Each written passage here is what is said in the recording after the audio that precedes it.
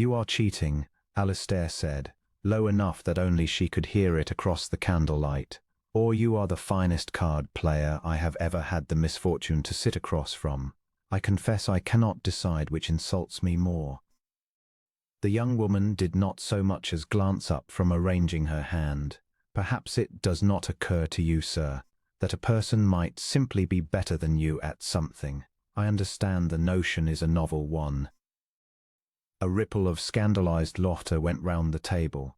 Somewhere behind him, Alistair heard old Mrs. Prout's fan snap shut with the sound of a pistol being cocked. He did not care. He had not enjoyed himself this thoroughly in a decade, and he was fairly certain, from the way the candle flame caught the challenge in her eyes, that she knew it. He had arrived at Farleigh Hall 3 hours before, unannounced by anything other than his own black travelling coach, and a letter his hostess had sent weeks ago that he had not troubled to answer with any specificity as to the date. He had come because his cousin Lady Farleigh had all but commanded it, 3 separate letters, each more aggrieved than the last, accusing him of becoming a hermit, of mouldering at Wexholt like a portrait nobody wished to dust, for forgetting that he had a duty to be seen occasionally among people who did not depend upon him for their bread. He had come, if he was honest with himself, because the alternative was another week alone in his study with the account books and the particular silence of a house too large for one man. He had not intended to make himself known. He had slipped into the card room in his travelling clothes, cravat loosened, meaning only to observe the evening's entertainments before he was obliged to present himself properly at dinner the following day. He had taken an empty chair at a table of whist players who did not know him from any other gentleman of unremarkable fortune, and he had allowed himself, for the length of one delicious, anonymous evening, to simply be a man playing cards rather than the Duke of Wexholt being managed, courted, and watched. And then she had trumped his ace with a look of such serene, devastating satisfaction that he had said something rude to her without meaning to, the words escaping him before propriety could catch them, and she had said something ruder back, and it had gone on from there. "I don't believe we've been introduced," he said now, watching her sort her cards with quick, economical fingers.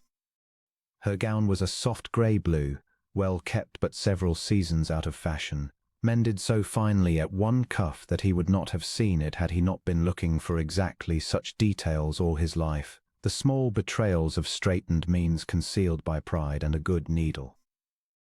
"Which I find remarkable, given that you have insulted my intelligence no fewer than 4 times in the last hour." "5, she said. "You miscounted the hand at 9:30. I did not mention it before because I did not wish to be unkind." "You have been nothing but unkind since I sat down."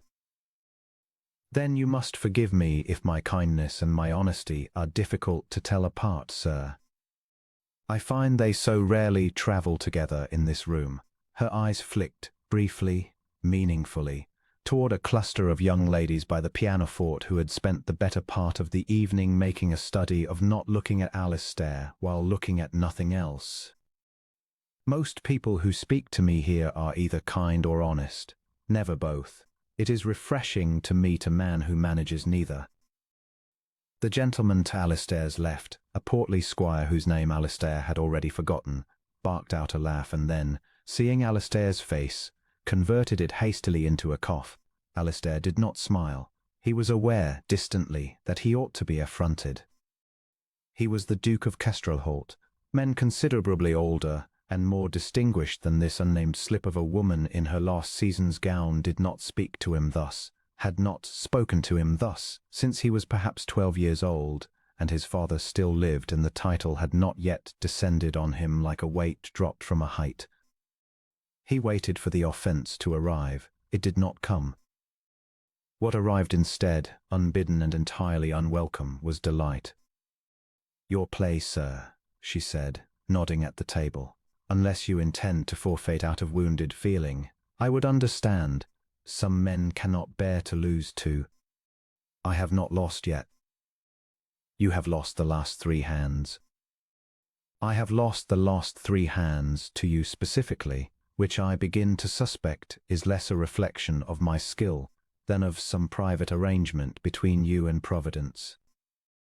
How ungallant to accuse a lady of consorting with Providence merely because she plays her cards with attention. Tell me, sir, is this how you comfort yourself after every defeat, by inventing conspiracies?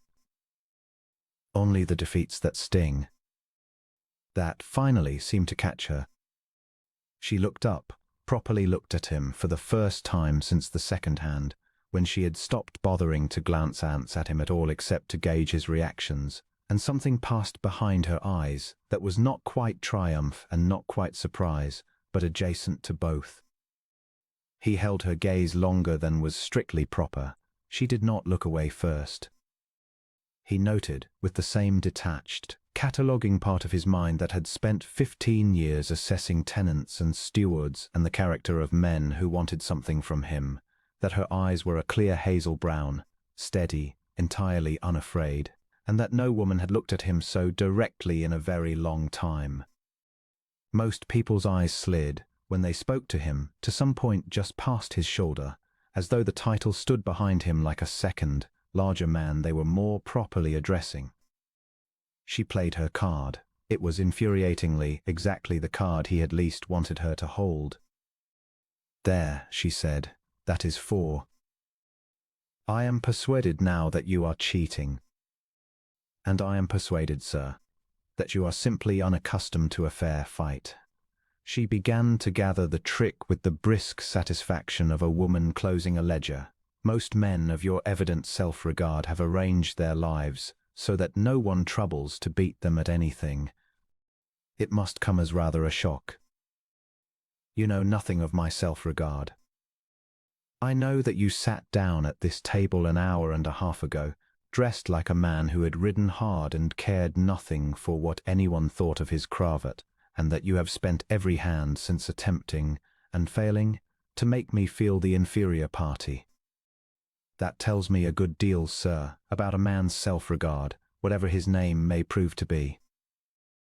Something in Alistair's chest, some old guarded, long-dormant thing, turned over at that, slow and startled, like an animal roused from a hard winter's sleep.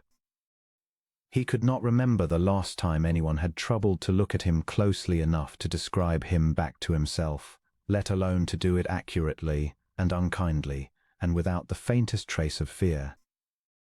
"Perhaps," he said, "I have simply never had reason to trouble myself over a cravat before this evening."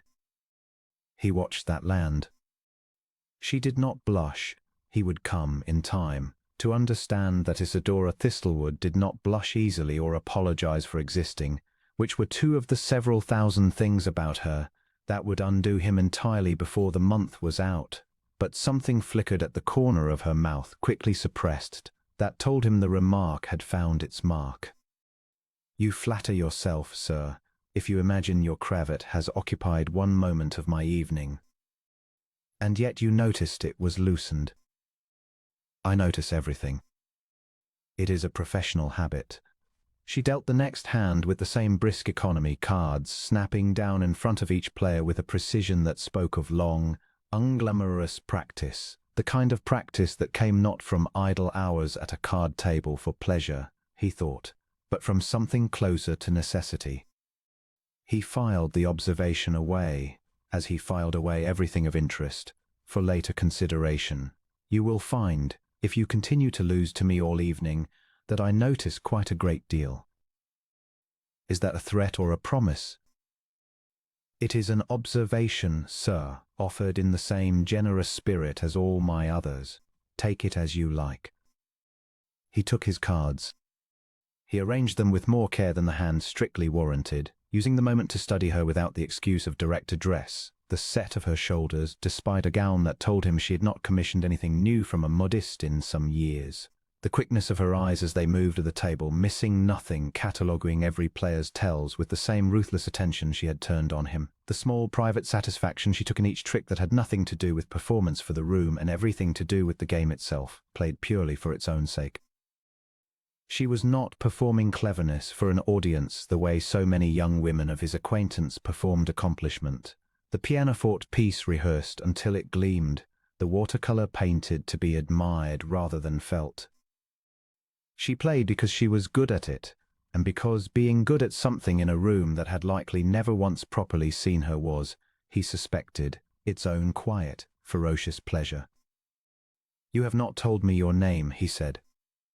"You have not asked." "I am asking now. After insulting me 5 times, 6, if we count the observation about my honesty. I stand by all 6. That finally won something like a real smile from her, brief, unwilling, gone almost before it arrived, but he had seen it, and he found he wanted with an intensity that startled him to see it again. "Isadora Thistlewood," she said, "since you ask so charmingly." Thistlewood, he turned the name over. It meant nothing to him, no great estate attached to it that he could recall, no fortune of any size, and he understood, watching the small, defensive lift of her chin as she said it, that she had noticed him notice this, and had decided in advance not to care what he made of it.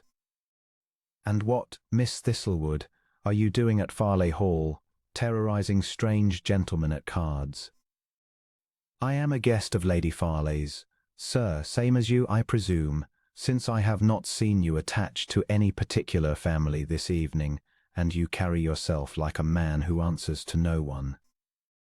"A guest," he repeated, "not a relation.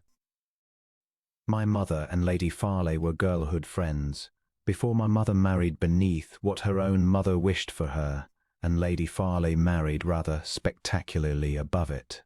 We are kept in the acquaintance out of loyalty on Lady Farleigh's part and gratitude on ours. I am aware of exactly what that makes me in this room, sir, if that is the question you are working up to asking with such delicacy.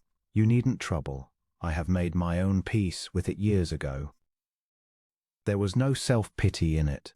That was the thing that struck him hardest, not the poverty implied, which he had already guessed from the gown and the mended cuff, but the total absence of apology in how she stated it.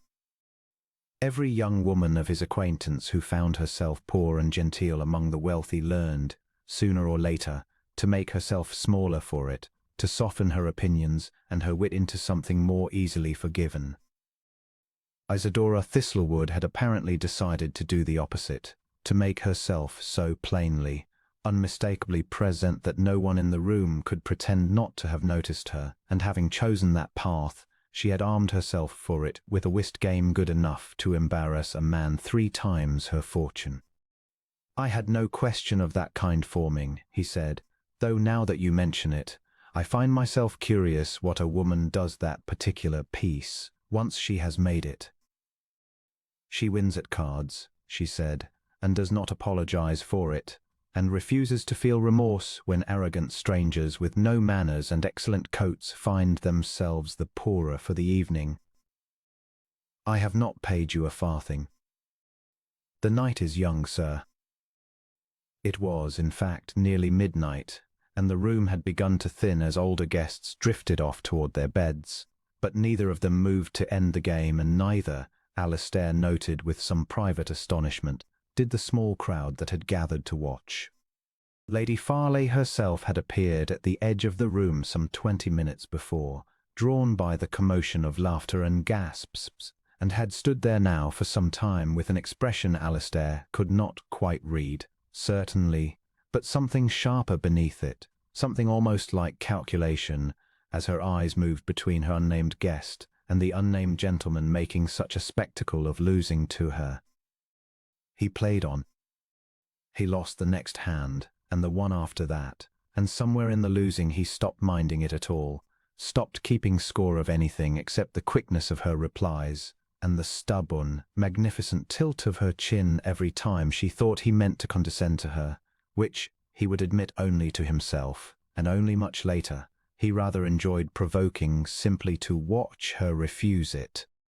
"You play," he said, near the stroke of midnight, "like a woman who has never once been allowed to lose gracefully, and has therefore resolved never to lose at all." Isadora's hands stilled over her cards, just for a moment, the first genuine pause he had won from her all evening. "That is either the most perceptive thing you have said tonight, sir," she said quietly, or the cruelest. I have not yet decided which. Perhaps, Alistair said, and found, to his own considerable surprise, that he meant it entirely. It need not be only one or the other. Before she could answer, the far end of the room opened, and a portly, silver-haired gentleman recognized distantly as Sir Henry Thistlewood came bustling in, calling his dogged fondness of a man used to retrieving her from rooms she had thoroughly conquered, and directly behind him, beaming with the particular pride of a hostess who has just realized what Trine's sitting on all evening, came Lady Farley herself, already drawing breaths that would end the game, and the evening and everything Alistair had believed until that moment about who he had been so pleasantly, dangerously losing to all night.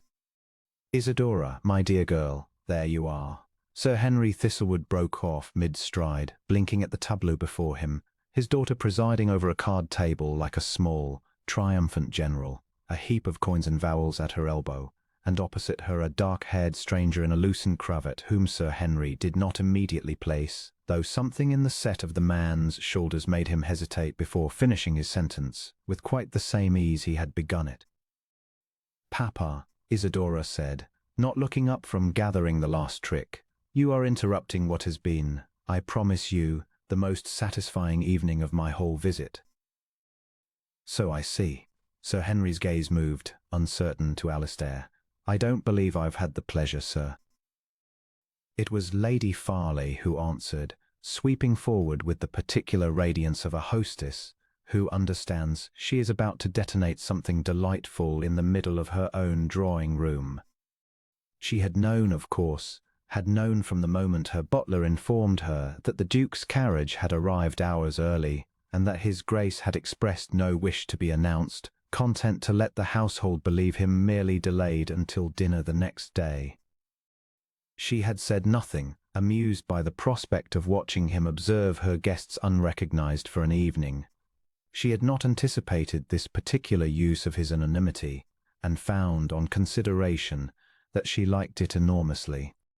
Sir Henry, she said, allow me the very great pleasure of presenting His Grace, the Duke of Wexholt, who arrived some hours before we expected him, and who has apparently spent the evening incognito, losing quite spectacularly to your daughter. The words landed in the room like a dropped tray of crystal. Alistair watched it happen to Isadora in stages, and something in him, some part that had, until this moment, been enjoying himself without reservation, went very still and very careful, the way he had learned long ago to go still when he sensed a situation was about to require management. First her hands paused over the coins she had been sweeping toward herself, fingers arrested mid-motion. Then the colour left her face, not dramatically, not with any theatrical swoon, but with the quiet, complete drain of a woman recalculating, in the space of one breath, every word she had said in the last 3 hours and finding all of it suddenly, catastrophically reframed. Then, and this was the part that undid him, the part he would turn over in his mind for days afterward, her chin came up. The Duke of Wexholt, she repeated very evenly. The very same, Lady Farley said, delighted. I do hope you have not been too dreadful to him, Isadora. He has rather a reputation. I had gathered as much, Isadora said, from his manners.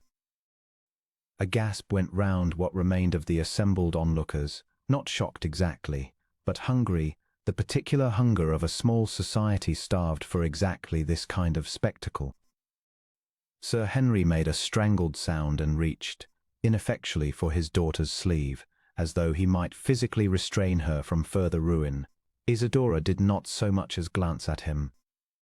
Alistair felt something rise in his chest that he did not, at first, recognize, because it had been so long since anything of the kind had visited him, a bright, unruly pressure just beneath the ribs that took him a moment to identify as the urge to laugh outright, in front of Lady Farley and Sir Henry and everyone, at the sheer audacity of the woman across the table, who had just been handed the precise, complete measure of how badly she ought to be terrified, and had responded by insulting him again.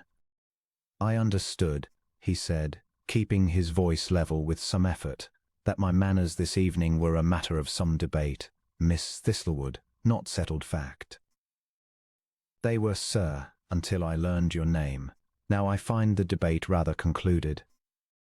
A duke who conceals his rank to better observe whether strangers will flatter him honestly, and then sulks when one of them declines to flatter him at all, strikes me as a man whose manners were never really in question, only his motives.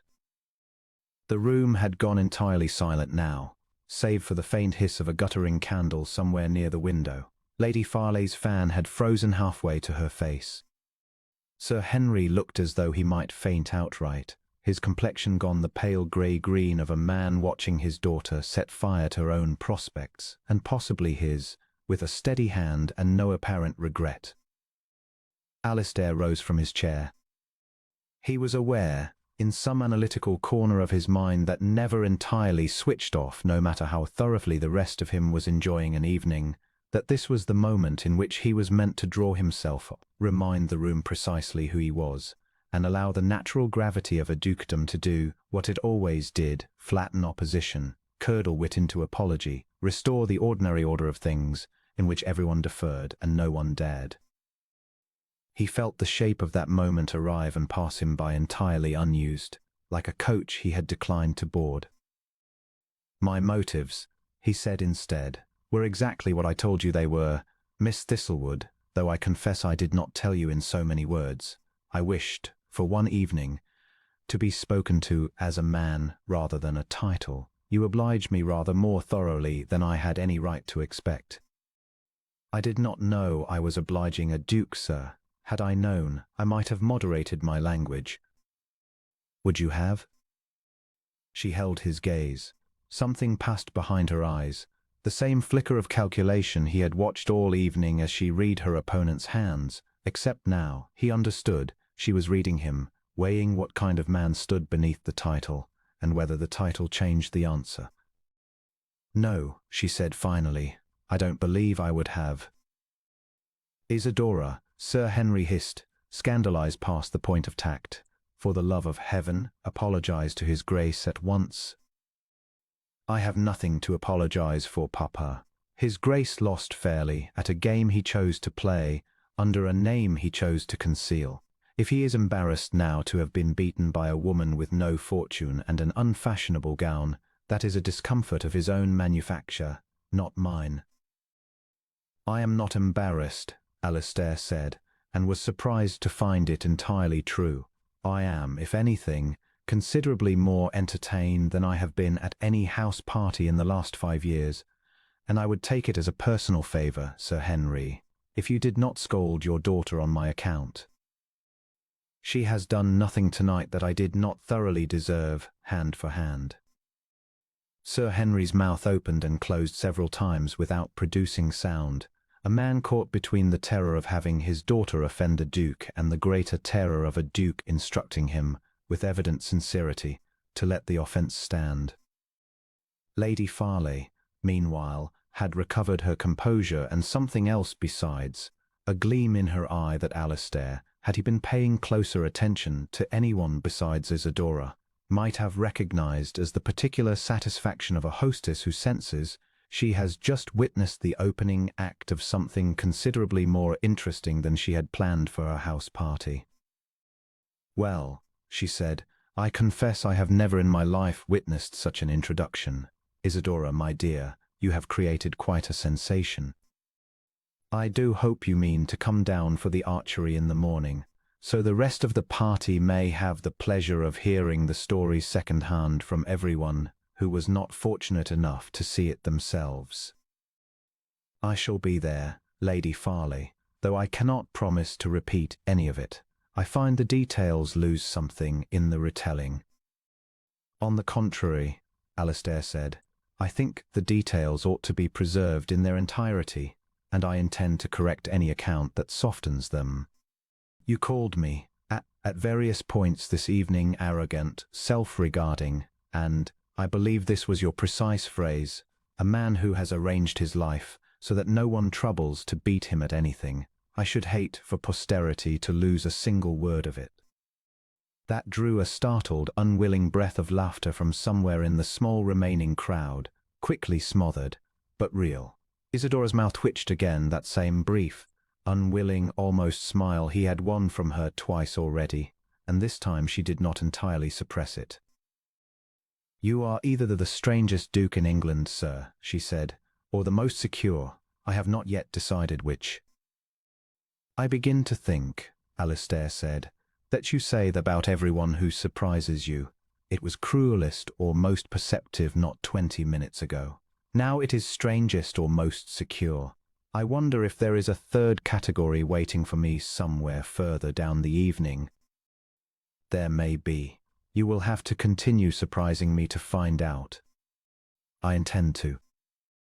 He said it lightly, almost carelessly, the way he might have tossed off any parting remark at the end of a pleasant evening, but he felt the weight of it as it left him, felt it settle somewhere he had not expected, and saw, in the sudden stillness of her expression, that she had felt it too, however quickly she smoothed her face back into composure.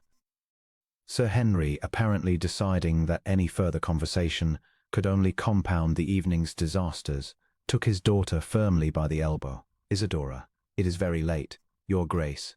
He bowed, low and hasty, sweat visible at his temple despite the coolness of the room. "I do hope you will forgive." "There is nothing to forgive, Sir Henry, and I would take it very ill if you scolded her for it after I have gone up." "Good night, Miss Thistlewood." Alistair inclined his head, formal, correct, every inch the Duke he had spent the evening pretending not to be, and yet something in the set of his mouth, in the warmth that had not entirely left his eyes, undercut the formality so plainly that half the room saw it, and would spend the rest of the night discussing what they had seen.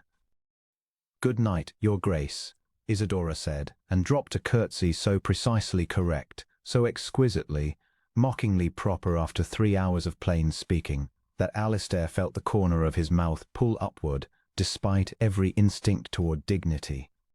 She left on her father's arm, spine straight, chin level, the coins she had won still sitting unclaimed on the green baize where she had abandoned them in the confusion, a detail Alistair noted, and quietly gathered up himself once the room had mostly emptied, tucking them into his coat with the private intention of returning them to himself by hand at the first opportunity the morning offered. Lady Farley lingered as the last of the guests dispersed, studying her cousin with open curiosity. "Well, Alistair, that was not at all what I expected when I begged you to come." "Nor I," he admitted. "She has no fortune to speak of. You ought to know that before you look at me like a man already making plans. Her father's estate is small and mortgaged besides. She is here on my charity and her mother's memory, nothing more." "I am aware, cousin, that you did not invite me here to receive a lecture on the Thistlewood finances." "No," Lady Farley said, watching him with an expression that mixed affection and alarm in roughly equal measure. "I invited you here because you had become a stranger to your own life, shut up at Wexholt with no company but your steward and your grief. I did not invite you here expecting you to fall halfway in love with the poorest, proudest young woman in 3 counties over a game of whist before you had even properly arrived. Though I confess," she added, softening, "it is the first time in 2 years I have seen you look like that." "Look like what?" "Alive," she said simply, and left him standing alone in the emptied card room, with a pocket full of another woman's winnings and no ready answer at all. Morning came to Farleigh Hall with a mist still clinging to the low meadows beyond the park, and Alistair, who had slept poorly and risen earlier than his valet expected, found himself walking the grounds before breakfast in the hope of settling a mind that had spent most of the night replaying every word exchanged across the card table. He told himself it was merely the residual pleasure of an unusually diverting evening. He did not entirely believe it by the time he reached the old stone bridge over the Haha and found Isadora already there, a shawl thrown over her shoulders against the morning chill, watching the mist move over the water with the same close, unhurried attention she gave to a hand of cards. "You are an early riser, Miss Thistlewood." "I have always been." "It is one of the few luxuries poverty cannot take from a person, The morning belongs to whoever troubles to rise for it, duke or dairymaid alike. She glanced at him, and he saw her deciding, visibly, whether to be wary of him after the previous night's spectacle, or to simply continue as she had begun. She chose, to his considerable relief, the latter. "I did not expect to find your grace abroad at this hour. I had rather assumed dukes required a full complement of servants, me to locate their own boots, before 9 o'clock. You wound me. I found my own boots this morning entirely unassisted, though I confess it took some searching." A triumph, surely. Shall I have it inscribed somewhere? Here lies evidence that the Duke of Wexholt once dressed himself. "I begin to suspect," Alistair said, coming to lean against the bridge's stone parapet beside her, "that you intend to go on insulting me indefinitely, quite without regard for how thoroughly my name has since been established. I did warn you last night that I did not predict but merely extrapolated from patterns, sir. You have given me a full evening's worth of pattern to extrapolate from, and I find no compelling reason yet to revise my method." He laughed, surprising himself with the ease of it, and watched the faint, unwilling curve return to the corner of her mouth that he had already come, in less than a full day's acquaintance, to think of as a private victory each time he won it from her.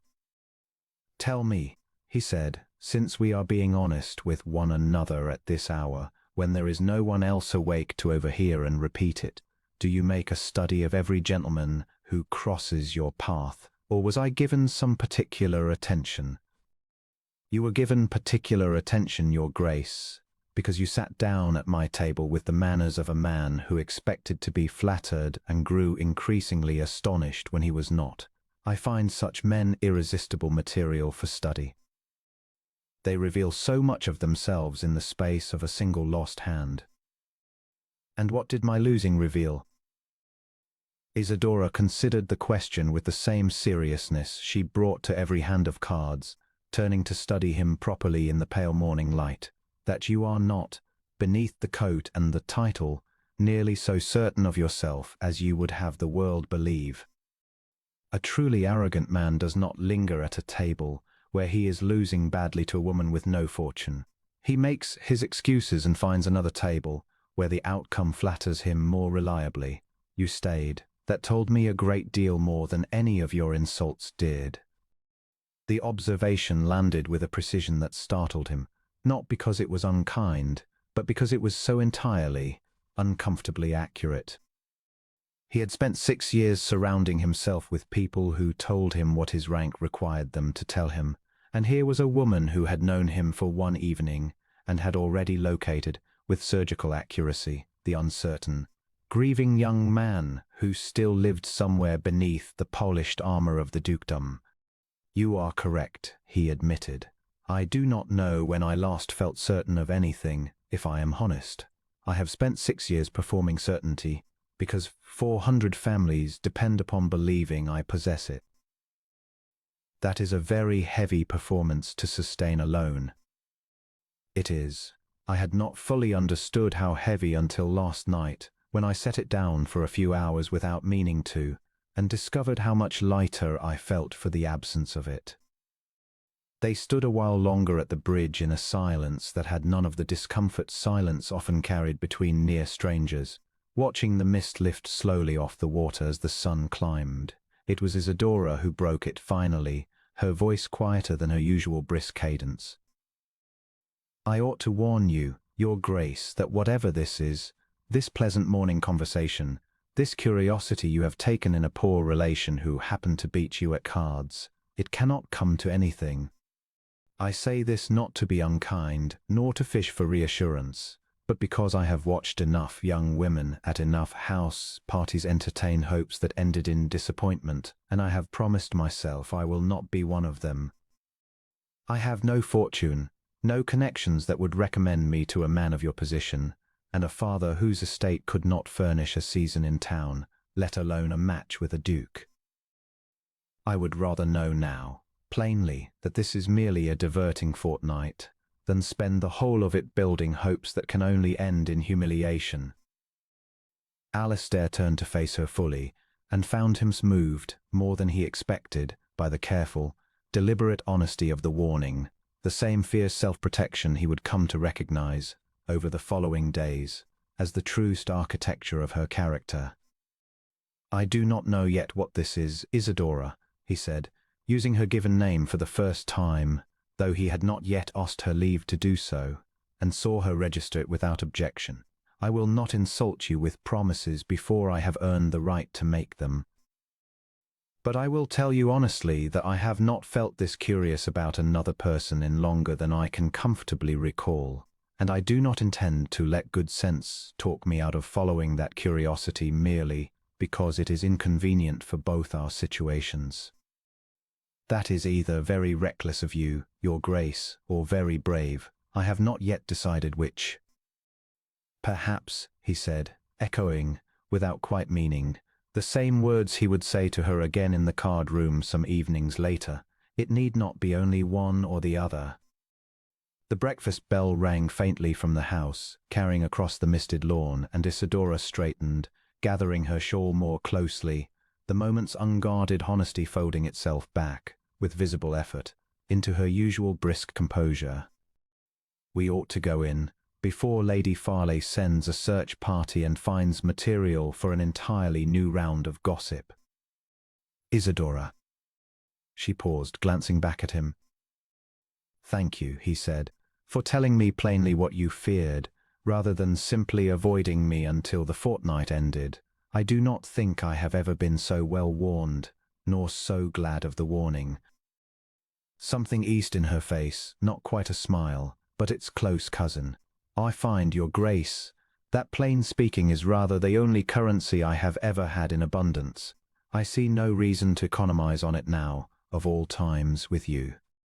They walked back to the house together, not touching, careful of the distance propriety required, and yet Alistair felt, for the whole length of that walk across the dew-heavy lawn, that some quiet and significant shift had occurred between them, the first thread of something neither of them could yet name, but which both, in their separate and characteristic ways, had already begun to protect. He found her the next morning before the archery had properly begun, standing a little apart from the rest of the party, at the edge of the lawn, testing the draw-weight of a borrowed bow with the same narrow, assessing attention she had turned on her cards the night before. She had changed her gown, a sprigged muslin nearly as worn as the grey-blue silk, but pressed and fresh, and Alistair understood, watching her adjust her grip with quiet, private concentration, that she had likely spent a portion of the morning bracing herself to be stared at, and had decided to meet it standing very straight. "Miss Thistlewood." He came to stand beside her, close enough for conversation, far enough that no one could accuse him of impropriety, though he was aware several pairs of eyes had already swung toward them across the lawn with undisguised interest. "I have something of yours." She glanced at him warily. "I cannot imagine what." He held out his hand, opening his palm to show the small pile of coins he had gathered from the abandoned card table. "Your winnings. You left before you could claim them. I did not think it fair that a woman should win so decisively, and then be cheated of the spoils by her opponent's inconvenient rank." For a moment she only looked at his open hand, and something crossed her face they could not immediately read, not quite pride, not quite discomfort, something more complicated woven from both. "Keep them," she said finally. "Consider it the price of an education, your grace. I understand dukes can afford the tuition. I would rather pay my debts honestly than have you think me the sort of man who forgets what he owes. And I would rather not be seen accepting money from you in behalf of Lady Farley's house party, who are, even now, doing an extremely pretending not to watch us." She kept her voice light, but he heard the thread of real worriness beneath it, understoodly, what he ought to have understood at once, that whatever freedom and enmity had given him the night before, she had woken this morning to a version of the world in which every eye in the county knew exactly who she had spoken to so plainly, and exactly how little she had to protect herself with if he chose to make her regret it. He closed his hand over the coins and lowered it. "Then I withdraw the offer, and apologize for the poor judgment of raising it here. That, at least, seemed to ease something in her shoulders. You are forgiven, your grace. Barely. Alistair, he said. She blinked at him. I beg your pardon? My name, Alistair. I find I would rather hear you say that than your grace delivered in that particular tone you have perfected, which I notice manages to sound respectful and withering in precisely the same breath. It is a rare talent. I do not think I wish to be on the receiving end of it for the rest of the house party. I could not possibly call a duke by his given name, sir. It would be remarked upon. Everything about last night has already been remarked upon, Miss Thistlewood, extensively, at breakfast, by no fewer than 3 separate conversations I overheard on my way out to the lawn. I do not think one additional impropriety will meaningfully alter the shape of the scandal. She considered this, turning the bow over in her hands, and he watched her weigh the risk the way she had weighed every hand of cards the night before, quickly, thoroughly, without sentiment. Very well, she said. Alistair, though I reserve the right to revert to your grace the moment you say anything sufficiently arrogant to deserve it. That seems a fair arrangement, given how frequently you predict I shall deserve it. I do not predict, sir. I observe a pattern and extrapolate. Isadora, he said, testing the name, finding that he liked the shape of it in his mouth rather more than was strictly wise. May I ask you something, and trust that you will answer honestly, since you have made such a point of honesty being your particular vice? Something flickered behind her eyes at the sound of her given name in his voice, quickly mastered. You may ask. I make no promises about the answer. Are you angry with me for last night, for letting the game go on as long as it did without telling you who I was? She was quiet for a moment, testing the bow's string with her thumb, not looking at him. I was angry, she admitted, for about the length of time it took Lady Farley to say your name. After that I found I could not sustain it, because the alternative to anger was admitting that I had enjoyed the whole evening more than I have enjoyed anything in a very long time, title or no title, and that seemed a far more dangerous thing to admit than any amount of anger would have been. The honesty of it startled him, not the sentiment itself, which he had suspected, but the plainness with which she offered it. No coyness, no fishing for reassurance, simply the truth laid out, because she had said she dealt in truth and evidently meant it even when it cost her something. He found himself wanting, quite badly, to be equally honest in return. I have not enjoyed an evening that much since before my father died, he said. 6 years now. I inherited the title at 24, rather before I was ready for it, and I have spent most of the years since discovering that very few people speak to a duke as though he was simply a man in a room. You did, before you knew better. I confess I have been thinking of very little else since. Isadora looked up at him properly then, and for the first time since he had met her, the sharp, ready wit that armoured every word she spoke seemed to falter, just slightly, replaced by something more unguarded. That is a very honest thing to say to a woman you have known for less than a day. You set the terms of the acquaintance yourself, last night, at that table. I am only playing by the rules you established. I begin to regret establishing them. I don't believe that for a moment. The ghost of her almost smile returned. No, she admitted. I don't suppose you should. A call went up from the lawn, Lady Farley, summoning the party to the targets, her voice bright with the particular cheer of a hostess enjoying herself enormously at her guest's expense. Isadora turned to go, then paused, glancing back at him with an expression he could not entirely place, equal parts challenge and something warmer. You have not yet asked whether I can shoot as well as I play cards, she said. I confess I am almost afraid to learn the answer. A wise instinct, your grace. I would cultivate it.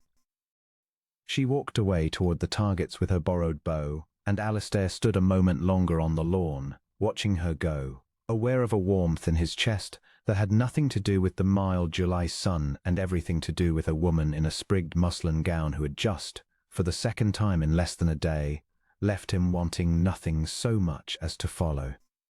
She could shoot, as it turned out, with the same unshowy, ruthless competence she brought to cards. Not the most decorative archer on the lawn, her form a little unpolished by any formal instruction, but startlingly accurate, 3 arrows close enough to the centre that even Lord Pelham, a notorious sportsman who considered her the finest shot among the gentlemen present, offered her a compliment so grudging it amounted nearly to an insult, and received in return a thanks so serenely gracious that the insult settled entirely on his own tongue. Alistair, shooting beside her by the loose accident of the rotation Lady Farley had arranged, though he suspected, watching his cousin's satisfied expression from across the lawn, that very little about the day's arrangements had been accidental, found himself laying count of his own arrows entirely, too absorbed in watching the quiet concentration that came over Isadora's face each time she drew the bow. "You are staring, Your Grace," she murmured, not looking at him, knocking her next arrow with easy precision. "I am assessing my opponent. It seems to be catching." "I am not your opponent at archery. I have made no wager with you." "Then let us make one. If you outshoot me on this round, I shall owe you a proper debt, one you cannot decline on grounds of impropriety, since it will be paid in something other than coin." That won her attention fully, bow lowered, eyes narrowed with the particular sharpness he had come, in less than a day, to associate entirely with pleasure. "And what manner of debt did you have in mind?" "A walk in the gardens this evening, before dinner, properly chaperoned, entirely respectable, and entirely at your discretion to refuse if you win, and decide you have had quite enough of my company." "And if you win?" "Then I claim the same walk, and you may consider it my prize rather than your obligation, which I understand is a distinction that matters to you rather more than it perhaps should." Isadora studied him for a long moment, weighing it exactly as she weighed every hand of cards, every arrow's flight, every word he had spoken to her since the candlelight of the night before. "You have arranged this wager, sir, so that you win regardless of the outcome." "I have. I make no apology for it. I told you last night I intended to keep surprising you. I did not say I intended to do it fairly." Something bright and unguarded broke across her face then, quick as the almost smiles that come before, but larger, warmer, entirely unable to be suppressed this time. "Very well, Your Grace. I accept your dishonest wager. But I intend to win it outright regardless, so that you may spend the whole walk this evening knowing precisely how badly you lost." She drew her bow, released, and the arrow struck a hand's breadth from dead center, closer than anything Alistair had managed all morning, closer than anything Lord Pelham had managed either, judging by the audible huff of displeasure from several feet away. Alistair laughed outright, the sound surprising him as much as it seemed to surprise the small cluster of onlookers who had gathered, once again, to watch whatever remarkable thing was happening between the Duke of Kestrelholt and the poor relation who had bested him twice now in the space of a single day. "I begin to suspect," he said, "that I have finally met my match." "You suspected that last night, sir, somewhere around the 4th hand. You are only now admitting it aloud." "I am a slow learner in matters that frighten me." "And does this frighten you?" He considered the question with more seriousness than its light delivery invited, and found, when he answered, that he meant every word of it. "Considerably," he said. "I have not been frightened of anything in a very long time, Miss Thistlewood. I find I do not entirely mind it." The evening's walk, when it came, would be the first of many, though neither of them yet knew how many, nor how quickly the whole county would come to watch for them, nor how much would be tested before either dared to say aloud what had already, unmistakably, begun.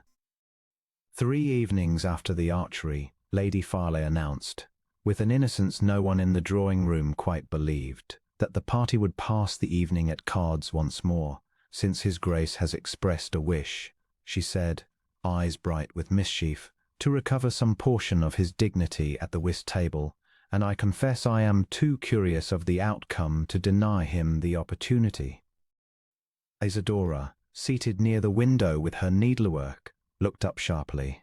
I was not aware his grace required my participation to recover anything. He was quite particular that it should be you, my dear, and no one else. He said, did he not, Alistair, that he would consider any other opponent an insult to the honesty of the exercise?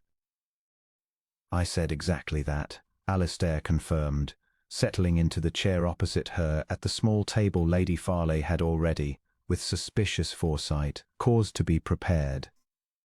I have spent 3 days turning over every hand from that first evening, Miss Thistlewood, and I have concluded that you had an unfair advantage I intend to correct tonight. An unfair advantage. Isadora set aside her needlework with visible relish, drawing her chair to the table. Pray, enlighten me as to what unfair advantage a woman with no dowry and a 5-year-old gown could possibly claim against a duke. You knew, that first evening, that I did not wish to be recognized, and you played accordingly, carelessly confident, because you believed yourself facing a man of no particular consequence, who could be beaten without fear of retribution. Tonight you know precisely who I am. I am curious whether that knowledge makes you play more cautiously, which would rather prove my point about the natural, corrupting influence of rank on a fair contest. Isadora's eyes narrowed with unmistakable pleasure at the challenge. You suggest that knowing you to be a duke ought to frighten me into playing worse. I suggest it is a natural human response to fear the consequences of humiliating a peer of the realm a second time. Then you will be gratified to learn, Your Grace, that I hold precisely as little fear of you tonight as I held 3 evenings ago, when I did not know your name at all. If anything, I find myself considerably more determined, now that I understand the scale of the vanity I am obliged to puncture. The room, which had gathered by degrees as word spread of the promised rematch, broke into soft laughter. Lord Pelham, still smarting faintly from his own defeat at archery, settled in to watch with the particular relish of a man hoping to see someone else humbled for a change. Mrs. Vane and her daughter occupied chairs near the fire with expressions of polite, brittle interest that did not entirely mask their evident displeasure at the attention being lavished, once again, on a woman they considered beneath serious notice. The game began in earnest, and Alistair discovered within the first 3 hands that whatever advantage he had hoped separation and reflection might have won him, Isadora had lost none of her instinctive command of the table. She played with the same ruthless, unhurried precision, reading not merely the cards but the players, a glance here, a hesitation there, the particular way Lord Pelham's mouth tightened when he held a strong hand and loosened, almost imperceptibly, when he did not. You are reading Pelham's face, not his cards, Alistair observed low as the older man dealt the next hand. I read everyone's face, Your Grace. Cards tell you what a person holds. Faces tell you what they hope you will not notice they hold. I find the second considerably more useful, and considerably harder to disguise. And what does my face tell you? She studied him a moment, the candlelight catching the same clear, unafraid directness in her eyes that had first arrested him 3 nights before. That you are enjoying losing to me nearly as much as you enjoyed it the first time, and that you have arranged this whole rematch not truly to recover your dignity, but for the pleasure of watching me refuse to let you have it. That is uncomfortably precise. I did warn you, sir, that I notice everything. She played her card, again, infuriatingly, the exact card he had hoped she would not hold, and the small crowd gathered around the table murmured its appreciation. 4 hands to none, Lord Pelham noted dryly, in the lady's favour. I begin to think Your Grace enjoys losing. I begin to think your Grace has found the one opponent in England capable of making losing preferable to winning, Alastair said, and did not trouble to keep the warmth from his voice, though he was aware, from the sudden flicker of interest in several watching faces, that the warmth had been noted weighed and would doubtless be discussed at length once the room dispersed for the night. Miss Vane, from her seat by the fire, could contain herself no longer. "It is remarkable, is it not?" she said, her voice pitched for the room rather than for any particular listener, "how very much attention a game of cards can command when the participants are sufficiently determined to be noticed." Isadora did not look up from her hand. "I have never once needed to seek attention at a card table, Miss Vane. The cards generally speak for themselves. I find it is only those without any particular skill who must resort to noise instead." A ripple of poorly suppressed amusement went round the room. Miss Vane's face tightened, but she said nothing further, and Alastair, watching the exchange, felt something pride and concern settle uneasily together in his chest. Pride at the ease with which Isadora deflected the barb, concern at how plainly Miss Vane's resentment was beginning to show, and what shape it might take if left unchecked. The game continued past midnight, hand after hand, the crowd around the table thinning and reforming as guests drifted to bed and returned with fresh interest, until at last Alastair, down some considerable sum in imaginary vowels neither of them had any intention of actually settling, laid down his final hand with theatrical resignation. "I concede," he said, "utterly, completely, without reservation. I came here tonight to prove that first evening was an aberration. I find instead that it was, if anything, an understatement of your abilities. You are gracious in defeat, Your Grace. It is a rare quality in a man of your rank, or so I am given to understand." "I have had a great deal of practice this week." "Then perhaps," Isadora said, gathering the cards with her usual brisk efficiency, though he caught, this time the faint, private pleasure she took in his admission, "you ought to consider taking up a different pursuit altogether. Needlework, perhaps. I understand it requires considerably less humiliation." "I think I shall stay with cards, Miss Thistlewood, and with you as my opponent, for as long as you will tolerate the arrangement. I find I have grown rather attached to losing, provided I lose to no one else." The room had grown quiet enough by that point that his words carried further than he had perhaps intended, and he saw Lady Farley's eyebrows rise with delighted interest from her position near the door, and saw, too, the flush that rose in Isadora's cheeks despite her evident effort to maintain her usual composure. She said nothing further on the matter that night, but when the party finally dispersed toward their rooms, she lingered a moment at the base of the stairs, glancing back at him with an expression that held, for once, none of her usual guarded wit, only something warmer and slightly startled at its own warmth. "Good night, Alastair," she said quietly, his given name offered without prompting for the first time since the morning at the bridge, and was gone up the stairs before he could find any adequate reply, leaving him standing in the emptied hall with the distinct, unfamiliar sensation of a man who has just been handed something considerably more valuable than any hand of cards. The second week of the house party brought with it a picnic to the Rue Abbey some 3 miles from Farley Hall, an excursion Lady Farley had planned weeks in advance and would not now abandon merely because, as she put it privately to a housekeeper, "Half my guests have considerably more interesting to watch than I ever anticipated, and I intend to give them every opportunity to continue being so." Carriages were arranged, and the whole party set off through lanes heavy with midsummer green, the gentlemen riding alongside the carriages, the ladies seated within, Isadora among them, quiet and watchful. Aware that Alastair rode close enough to her window that she caught, every few minutes, the sound of his voice in conversation with Lord Pelham, and found herself listening for it far more attentively than she cared to admit. The abbey ruins stood in a wooded hollow above a stream, half swallowed by ivy, the broken arches of what once been a great nave open now to the sky.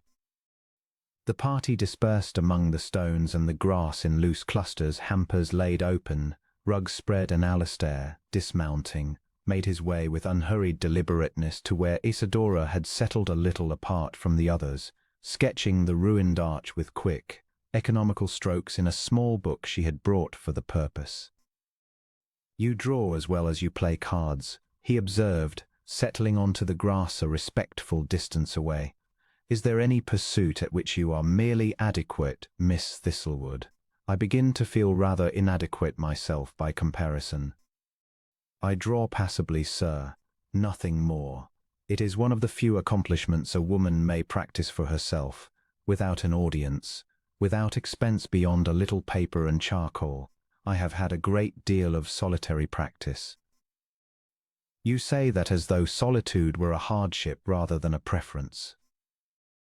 She glanced at him, considering the observation with her usual careful honesty. "It has been both, at different times. When my mother died, solitude was a hardship I had no choice but to endure. In the years since, I have come to prefer it, or told myself I preferred it, which is not quite the same thing, though I have found the distinction difficult to examine too closely." "And now?"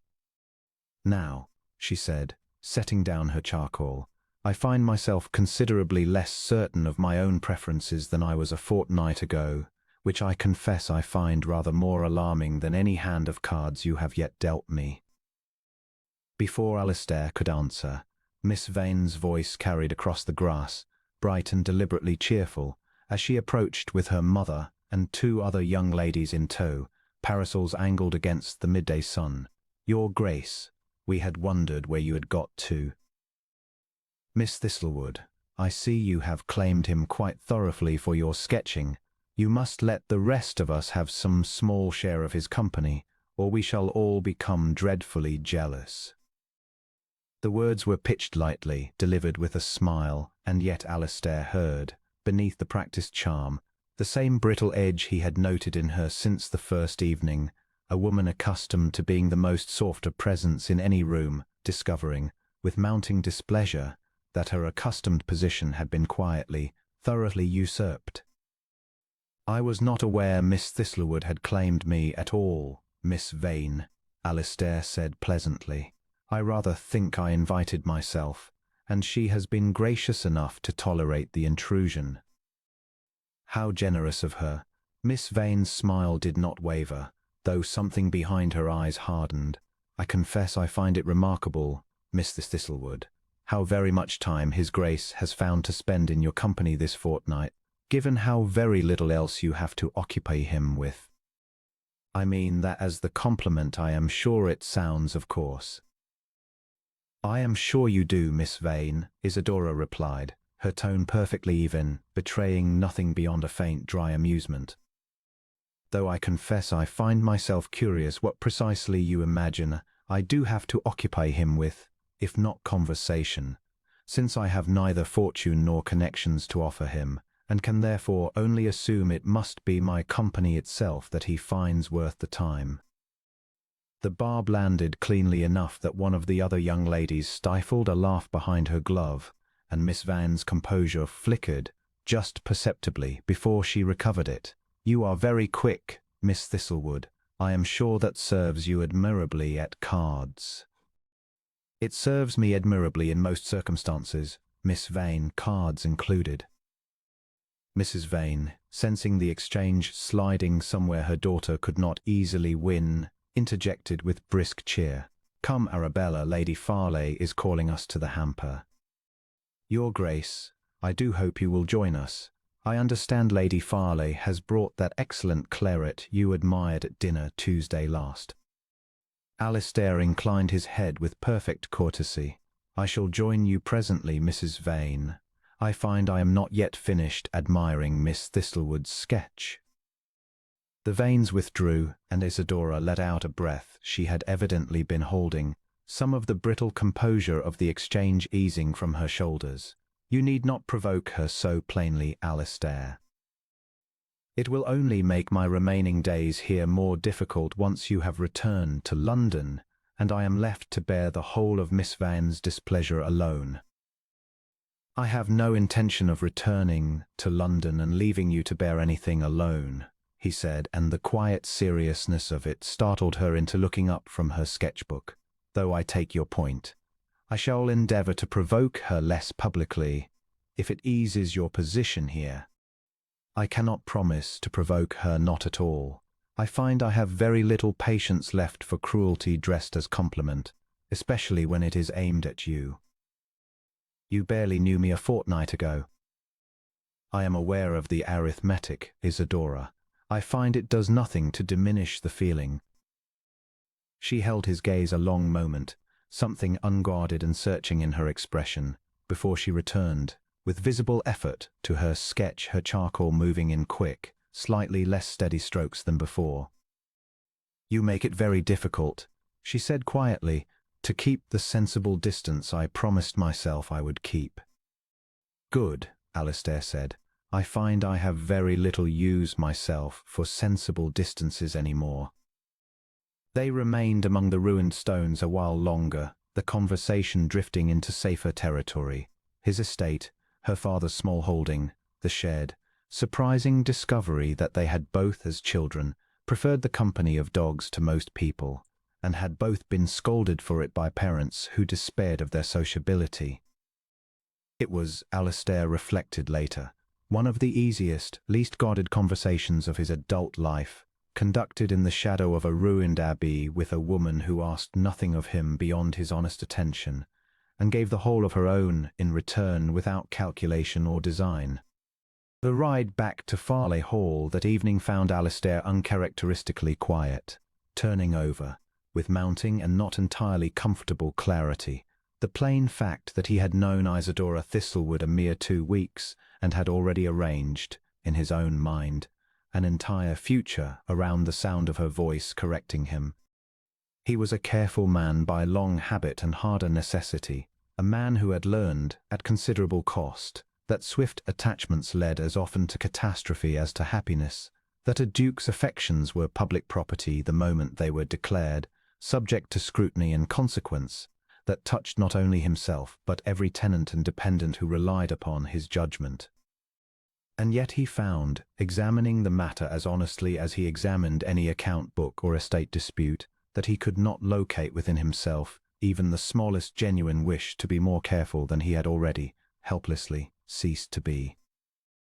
The garden walk became, within a week, a habit so regular that Lady Farleigh had stopped pretending to arrange it by accident, and simply informed her guests each evening, with an air of great innocence, that His Grace and Miss Thistlewood would no doubt wish to view the roses before the light failed. Alistair found himself arranging his days around it without quite admitting to himself that he was doing so, riding out in the mornings on the excuse of surveying the countryside and discovering with suspicious regularity, near the old stone bridge where she liked to walk before breakfast, lingering in the drawing-room after cards in the evening on the pretext of one more hand, when what he wanted was simply 10 more minutes of her voice, drying quick, entirely unimpressed with him, cutting through the fog of flattery that settled over every conversation he had at Farleigh Hall. It was on the 7th evening, in the rose garden, with the last of the light going amber and soft across the hedges, that Miss Arabella Vane first made her displeasure known. Alistair had met Miss Vane on his 2nd day at the Hall, a handsome, self-possessed young woman of excellent family and considerable fortune, whom Lady Farleigh had informed him, with the delicacy of a woman relaying gossip she pretended to disapprove of, had come to Farleigh Hall, at her mother's express instruction, with the settled intention of becoming the next Duchess of Wexholt. Miss Vane had pursued this intention with the calm efficiency of a woman, accustomed to getting what she wanted, seating herself beside him at every dinner Lady Farleigh's arrangements permitted, complimenting his estate, his horses, his conversation, with a polish so smooth it left no purchase for any reply beyond agreement. Alistair had found her perfectly amiable and entirely uninteresting, in the specific way that perfect amiability, offered without a single sharp edge to catch on, had come to feel uninteresting to him only in the last week, a realization he understood, with some discomfort, to be entirely Isadora Thistlewood's doing. He and Isadora had drifted, as they walked toward the far end of the rose garden, deep in an argument over whether Montaigne's essays or society's own hollow pieties made the better guide to conduct, Isadora arguing with characteristic fierceness for the essays, Alistair defending propriety with rather less conviction than he usually managed, distracted as he was by the way the fading light caught gold in her hair, when Miss Van's voice, pitched with deliberate carrying clarity, reached them from the gravel path behind the hedge. "I confess I find it rather extraordinary," Miss Vane was saying to her mother, not troubling to lower her tone, "that His Grace should spend so much time in the company of Miss Thistlewood. One can hardly blame the girl for enjoying the attention, a duke of all men, and she with nothing to recommend her but a sharp tongue and a mended hem. But I should have thought His Grace's own dignity might object to being so publicly, so persistently, made a curiosity of by a woman who cannot even afford a new gown for the occasion." Alistair felt Isadora go rigid beside him, the argument about Montaigne dying instantly on her lips. He watched her face, watched the same careful, complete stillness settle over her that he had seen the night Lady Farley announced his name, the stillness of a woman absorbing a blow and refusing, on principle, to let it show. Mrs. Vane's answering laugh, softer but no less audible, carried just as clearly, "It is rather pathetic, is it not? I hear her father cannot even furnish her a proper season in town. One does wonder what she imagines will come of it, beyond the gossip.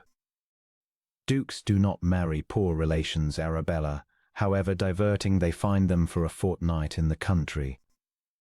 Alistair stepped around the hedge before he had entirely decided to do it, Isadora a half step behind him, and had the considerable satisfaction of watching both Miss Vane and her mother startle badly at finding themselves so plainly overheard. "Mrs. Vane," he said, his voice pleasant, perfectly level, and carrying every bit as clearly as hers had, "Miss Vane, I hope I find you both enjoying the evening air." Mrs. Vane recovered first, dropping into a curtsy with only the faintest tremor betraying her. "Your Grace, we did not see you there." "So I gathered." He let the silence sit a moment, watching colour rise in both their faces, before he continued, his tone never losing its pleasant, conversational ease, which made the words that followed land considerably harder than any shout could have managed. "I find I must correct an impression you seem to hold, and I would rather do it now, plainly, than allow it to circulate further among Lady Farley's guests, since I understand how quickly such things travel in a house of this size. Your Grace, I assure you we meant no. Miss Thistlewood's gowns," he said, "are her own affair, and reflect nothing more sinister than a family living within honest means, which I have come in my life to regard as rather more admirable than the alternative. Her wit, which you are pleased to call sharp, is the finest conversation I have encountered in society in some 6 years, and I do not use the word finest loosely.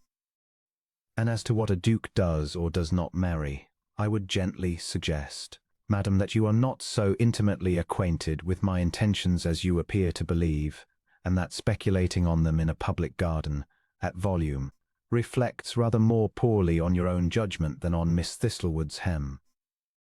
The silence that followed was total. Miss Vane's composure, so carefully maintained through every dinner and every dance, had entirely deserted her. She stood with her mouth slightly open, 2 spots of furious colour high on her cheeks, and said nothing at all. Mrs. Vane attempted a laugh that emerged as little more than a strangled breath. "Your Grace is very, that is, we only meant." "I understand precisely what you meant, Mrs. Vane. I trust I have been equally clear about what I mean.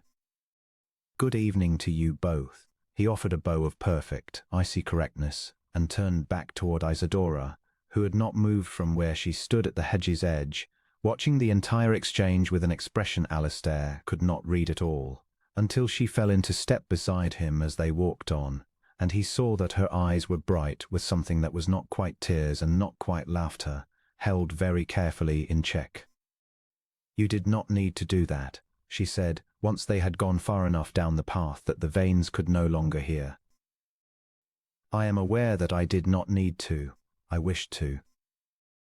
They will only say worse of me now, behind closed doors, where you cannot overhear it to defend me. Let them. I find I care remarkably little what Mrs. Vane says of you in rooms I am not in, so long as she does not attempt to say it in rooms I am in, where I shall correct her every single time, as many times as it takes for the lesson to hold. Isadora stopped walking. He stopped with her, turning to find her looking at him with an expression stripped, for once, of all its usual armor, no wit standing ready at the corner of her mouth, no careful distance in her eyes, only something raw and unguarded and slightly disbelieving. "Why?" she asked simply. "You have known me a week. You owe me nothing. I have no fortune to offer you, no connections worth cultivating, nothing that would recommend me to a man in your position beyond the fact that I once beat you rather soundly at cards.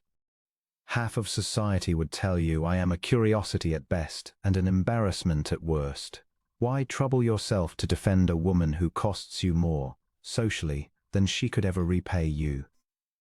Alistair was quiet a moment, choosing his words with more care than he had used in a very long time, aware that whatever he said next would matter more than anything he had yet told her. "Because in 6 years of being Duke of Wexholt," he said finally, "you are the first person who has ever spoken to me as though my title were the least interesting thing about me, rather than the only thing. Everyone else, Miss Vane included, God help her, has spent our every conversation performing for the title. You spent our first conversation insulting the man beneath it, without once seeming to notice or care what the title might cost you to offend.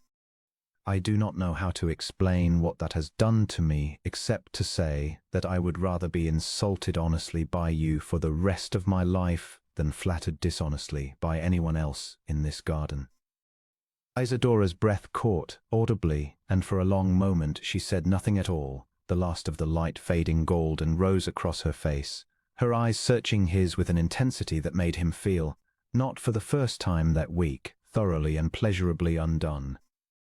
"That," she said finally, her voice unsteady in a way he had never heard it, "is a very dangerous thing to say to a woman like me, Your Grace." "Alistair," he corrected softly. "Alistair," she said, and the sound of his name in her voice, offered without armor, without wit standing ready to deflect it, struck him with a force he had not been at all prepared for. "It is a very dangerous thing to say to a woman like me, Alistair." "Why dangerous?" "Because I have spent my whole life being told, in 1,000 small ways, that I am a poor relation to be tolerated and not truly wanted, welcome at the edges of rooms I cannot afford to be properly part of. I have built my whole self out of not minding it, out of being so plainly, defiantly myself that no one's pity could ever quite land, and you are the first person in years to make me want something I have no business wanting, and I do not know what to do with that, except to be afraid of it." "I am not offering you pity," Alistair said. "I do not think I have ever, in my life, felt less like pitying anyone." "Then what are you offering me?" He reached for her hand, carefully, slowly, giving her every opportunity to withdraw it, which she did not, and found her fingers cold despite the warmth of the evening, trembling very slightly against his own. "I do not entirely know yet," he admitted. "I only know that I have not felt this alive in 6 years, and I am not yet ready to let go of whatever this is, and I would very much like your permission to continue finding out, one evening at a time, without either of us pretending it is nothing." Isadora looked down at their joined hands, and then up at him, and something in her face settled, not into certainty, not yet, but into something softer than the worriness she had carried since Miss Vane's voice first reached them through the hedge. "One evening at a time," she agreed quietly. "I think I can manage that much honesty." They walked on through the last of the light without speaking further of it, her hand resting after a moment in the crook of his arm, and Alistair thought, watching the roses go dark and fragrant around them in the gathering dusk, that he had not felt anything resembling peace in longer than he could easily remember, and that he had found it, entirely against every expectation his title had ever taught him to hold, in a garden beside a woman with a mended hem and an unmendable pride, who wanted nothing from him at all except the truth. Rain kept the house party indoors for the better part of 2 days following, and Alistair found himself, on the second of those grey afternoons, drawn to the small library at the eastern end of the hall, a room the rest of the guests had largely abandoned in favour of cards and gossip in the drawing-room, and which he had begun to think of, privately, as his and Isadora's, since she too had discovered it within a day of his own claiming, and neither of them had troubled to find another. She was curled into the window seat when he entered, a book open and apparently forgotten in her lap, watching the rain streak the glass with an expression far more pensive than he had yet seen on her. She did not startle at his entrance, only glanced up and made room for him on the seat without a word, which he took, in the shorthand they had built over the past fortnight, as an invitation rather than mere courtesy. "You are quiet today," he said, settling beside her. "I have come to expect at least one insult by this hour of the afternoon. I begin to worry I have done something to forfeit my usual ration." "I am thinking," she said, "and thinking does not always leave room for insults, however much you might prefer it." "May I ask what about?" She was quiet a moment, turning the unread book over in her hands. "My mother," she said finally. "She would have been 48 years old this week, had she lived. She died when I was 11, and my father entirely recovered the ordering of our household after, not through any want of love, only want of the particular competence she had for making a small income look like more than it was. I learned to play cards well because Mama taught me, before she died, and because after she died it became, for a time, one of the only ways I knew to make my father laugh again. He is a dear man, my father, but he has never been a practical one, and I have spent most of my life since managing the small disasters of our finances quietly, so that he need not feel their weight so heavily. That is why I play as I do. It was never really a game to me, whatever it looked like at your table that first night. It has always been rather closer to survival."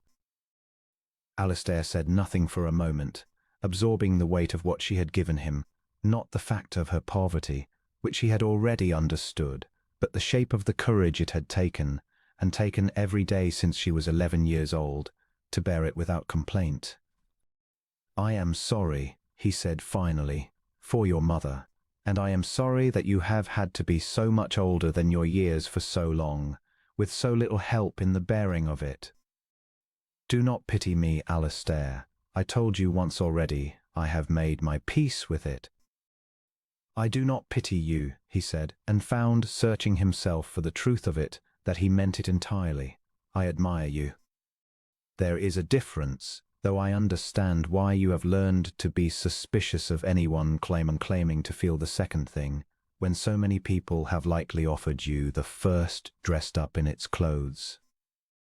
Something in her posture eased at that, some old guardedness loosening by a fraction.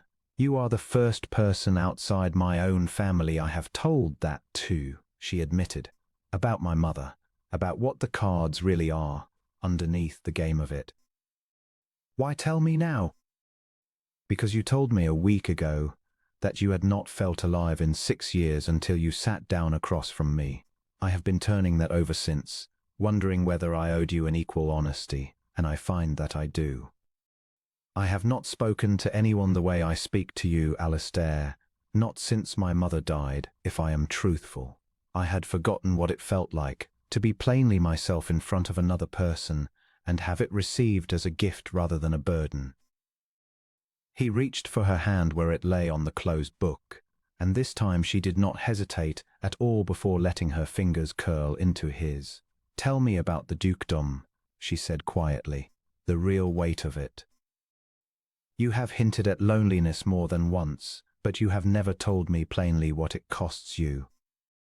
Alistair looked out at the rain a long moment before he answered, choosing his words the way he chose them so rarely with anyone else, without calculation, without the constant, wearying awareness of how his words might be repeated, weaponized, misused by people who wanted something from the title rather than the man. "My father died suddenly," he said. "A fall from his horse, nothing anyone could have prevented, and I was 24 and entirely unready, and there was no soft entry into it. One day I was a young man with a life ahead of him that I had scarcely begun to plan, and the next I was managing an estate of 11,000 acres, 400 tenant families, and a seat in the Lords I had never once sat in during my father's lifetime, because he had always intended to teach me gradually, over years, and death did not consult his timetable. My mother had died some years before that, of a wasting illness that took 18 months to finish its work, so I had no one left to turn to who might have taught me how to bear it. I learned by making mistakes in front of 400 families who depended on me not to make them, and I learned, very quickly, that almost everyone who approached me afterward wanted something, a favor, a connection, a marriage, an introduction, and that the safest course was to trust almost no one, and to let the isolation harden into something like a permanent condition of my life, which I had stopped expecting to change. Until a week ago, Isadora said softly, at a card table. Until a week ago. He turned his hand so that his fingers laced properly through hers, and found the gesture, small as it was, more intimate than anything he had permitted himself with any woman in longer than he cared to calculate. I did not expect to find what I have found here, Isadora. I want to be plain with you about that, because you have been plain with me, and I think you have earned nothing less in return. I came to Farleigh Hall out of duty to my cousin, expecting a fortnight of tedious civility before I returned to Wexholt, and the particular silence I had made my peace with. I did not expect to meet a woman who would make that silence unbearable to me merely by comparison. Her eyes searched his face, bright with something unguarded and slightly disbelieving, the same expression he had glimpsed once before in the rose garden and had thought of every day since. "You must be careful what you say to me, Alistair," she said, her voice barely above a whisper. "I have spent my whole life protecting myself against wanting things I cannot have. I do not know how to want you carefully.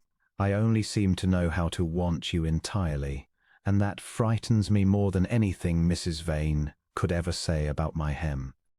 "Then let us be frightened together," he said, "and see what comes of it." He lifted her hand, slowly, giving her every chance to draw back, and pressed his lips to her knuckles, the barest, most correct gesture available to him, and yet he felt it travel through him with a force entirely disproportionate to its properness, felt her breath catch audibly in the quiet of the rain-dark library. She did not withdraw her hand. She looked at him instead with an expression that held, for the first time since he had known her, no wit at all, standing ready as a shield, only warmth and want, and a fear she was choosing, visibly, deliberately, to set aside. "Alistair," she said softly. "Yes. If you meant what you said, about wanting to keep finding out what this is, I think you should know that I mean to hold you to it. I do not give my heart lightly, and I have never given it at all before this fortnight.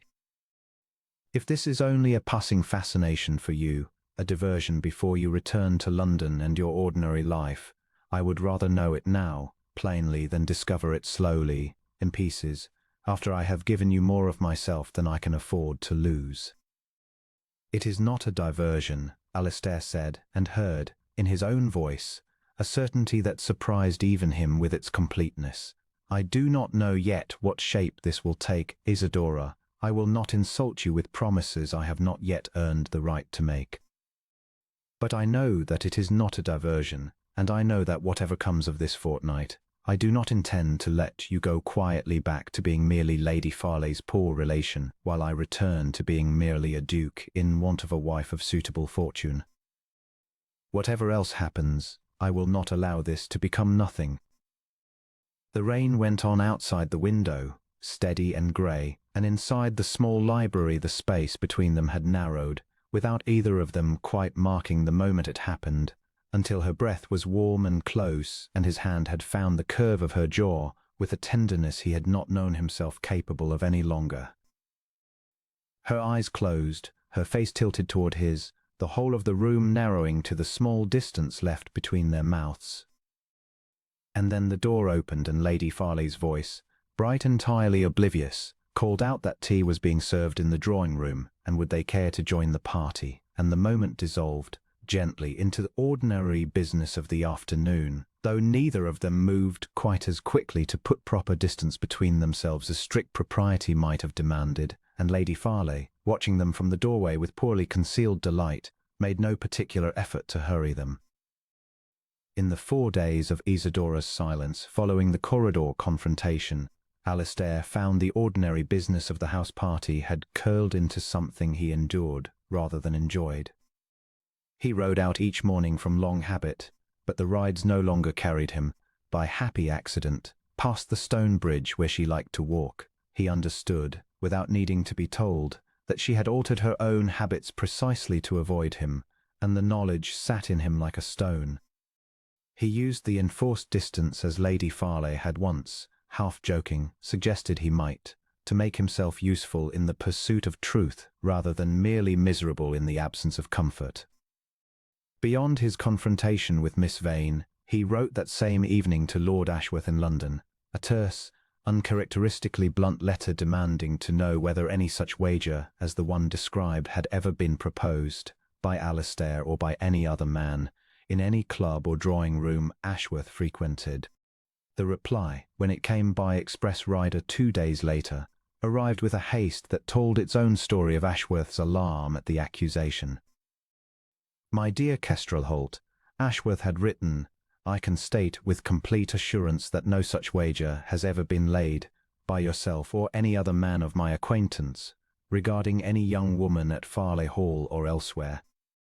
I have made inquiry at White's on the strength of your letter, and can find no one who has heard even a whisper of such a tale prior to its apparent invention at the house party itself. I confess myself baffled, and rather offended on your behalf that anyone should credit you with so shabby a scheme.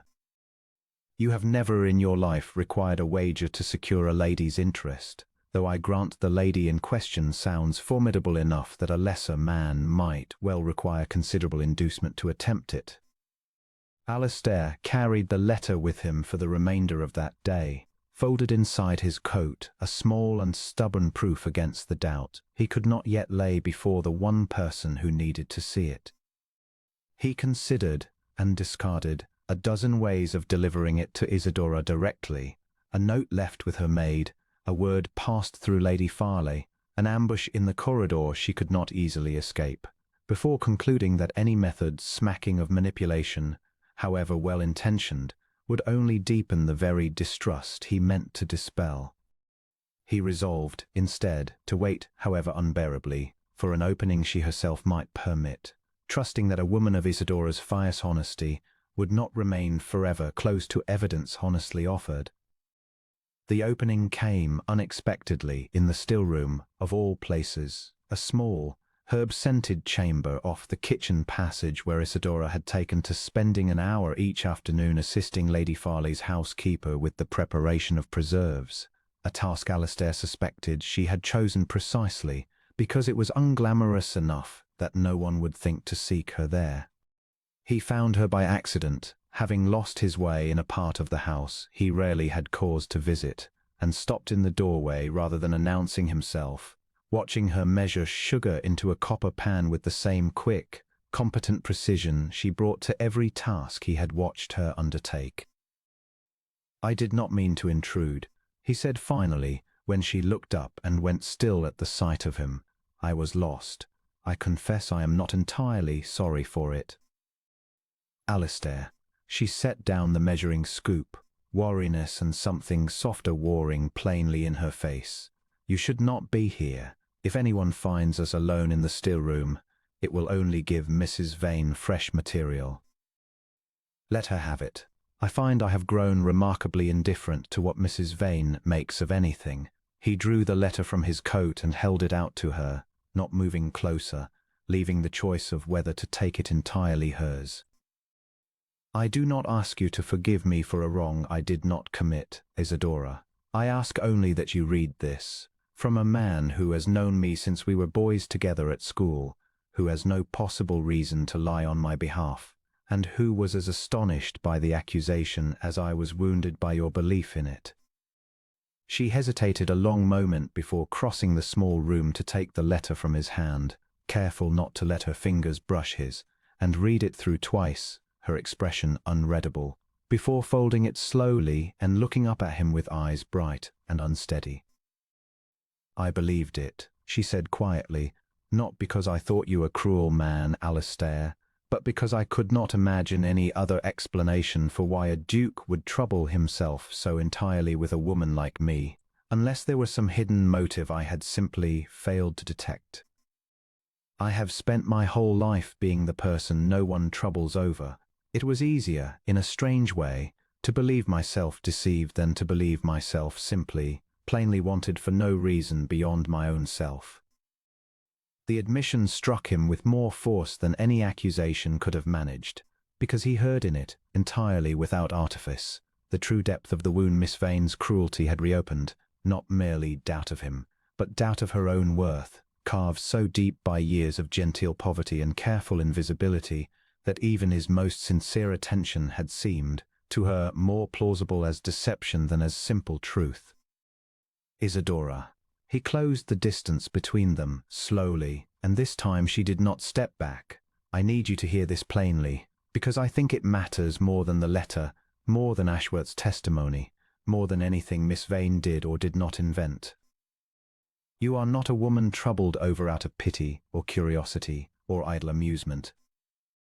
You are the first person in 6 years who has made me feel like a man rather than an obligation, and if that is not reason enough to be wanted, then I do not know what reason society imagines it requires, and I have stopped caring to ask."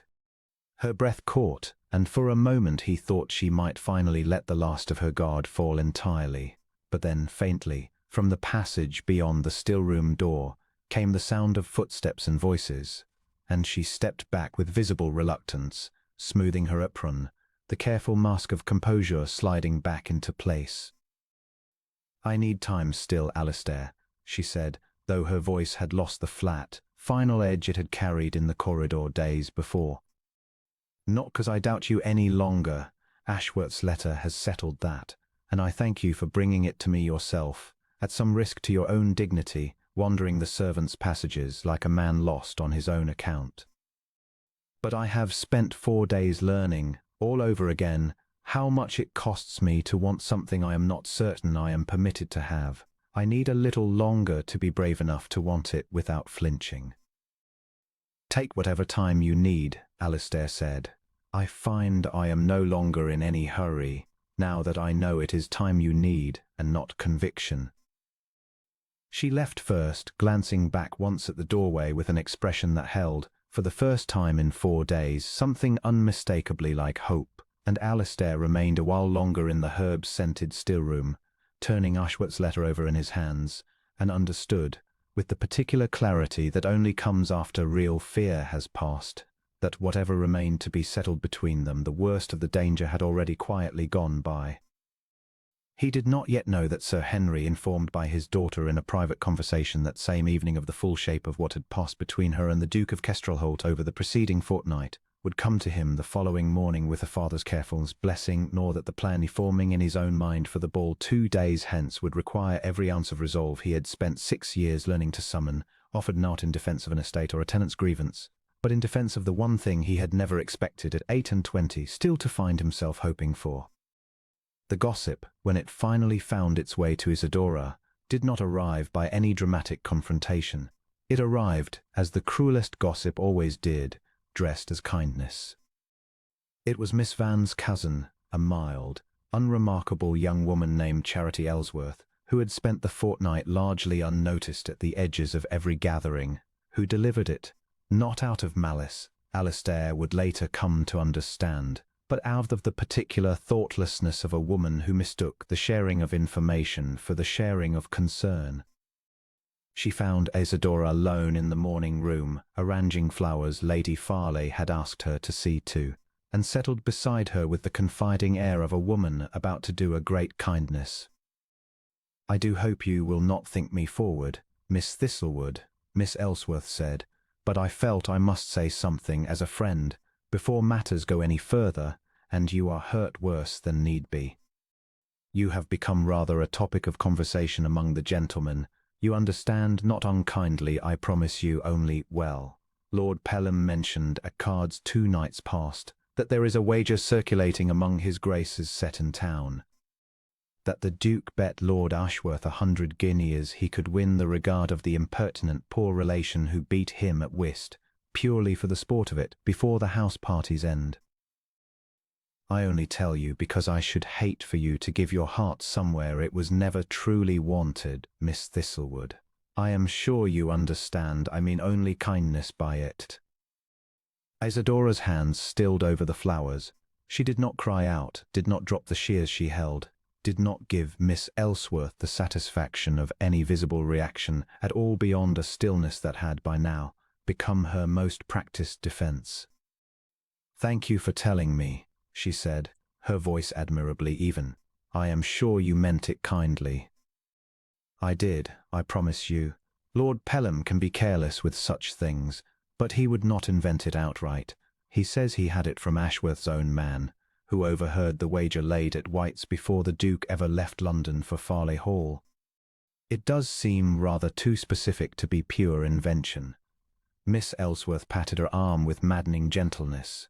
"I only think a woman ought to know, before she loses more than she can afford to lose." She left with the satisfied air of a woman who has performed a difficult duty admirably, and Isidora sat alone among the half-arranged flowers for a long time afterward, turning the shears over in her hands, feeling something that had taken a fortnight to build come apart, quietly and completely, in the space of 5 sentences. She did not, at first, believe it entirely. She was too honest with herself, even in the depth of her hurt, to pretend the accusation carried no doubt at all. Doubt, once planted, found abundant soil in every fear she had carried since the moment Alistair first pressed his lips to her hand in the library. She had told him herself, that very afternoon, how frightened she was to want anything so completely.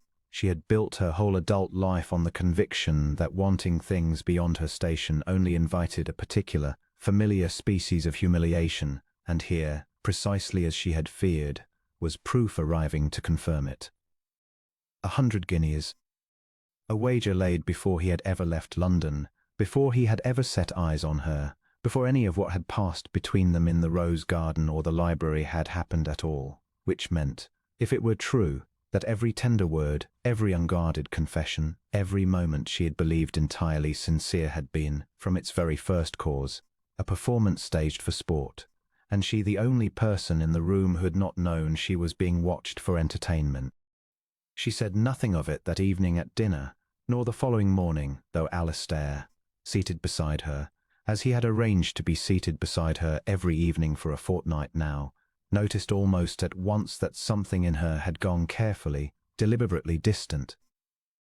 Her wit had not vanished, but it had changed register, ground brittle and performative where before it had been warm and quick. She answered his questions correctly and fully, and without once meeting his eyes for longer than courtesy required.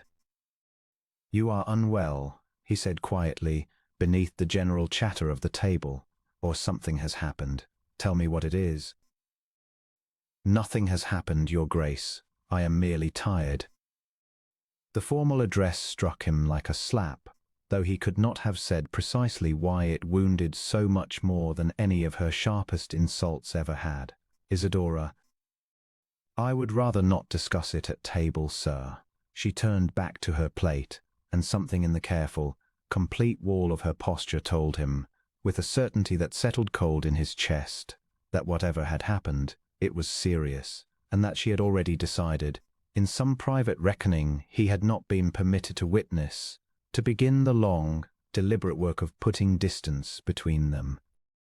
He caught her the following afternoon in the corridor outside the morning room, having spent a sleepless night turning over every possible offence he might have given her, without landing on any answer that satisfied. "Isidora, please. Whatever I have done, tell me plainly so that I may correct it." "You have never once in a fortnight failed to tell me plainly when I have erred.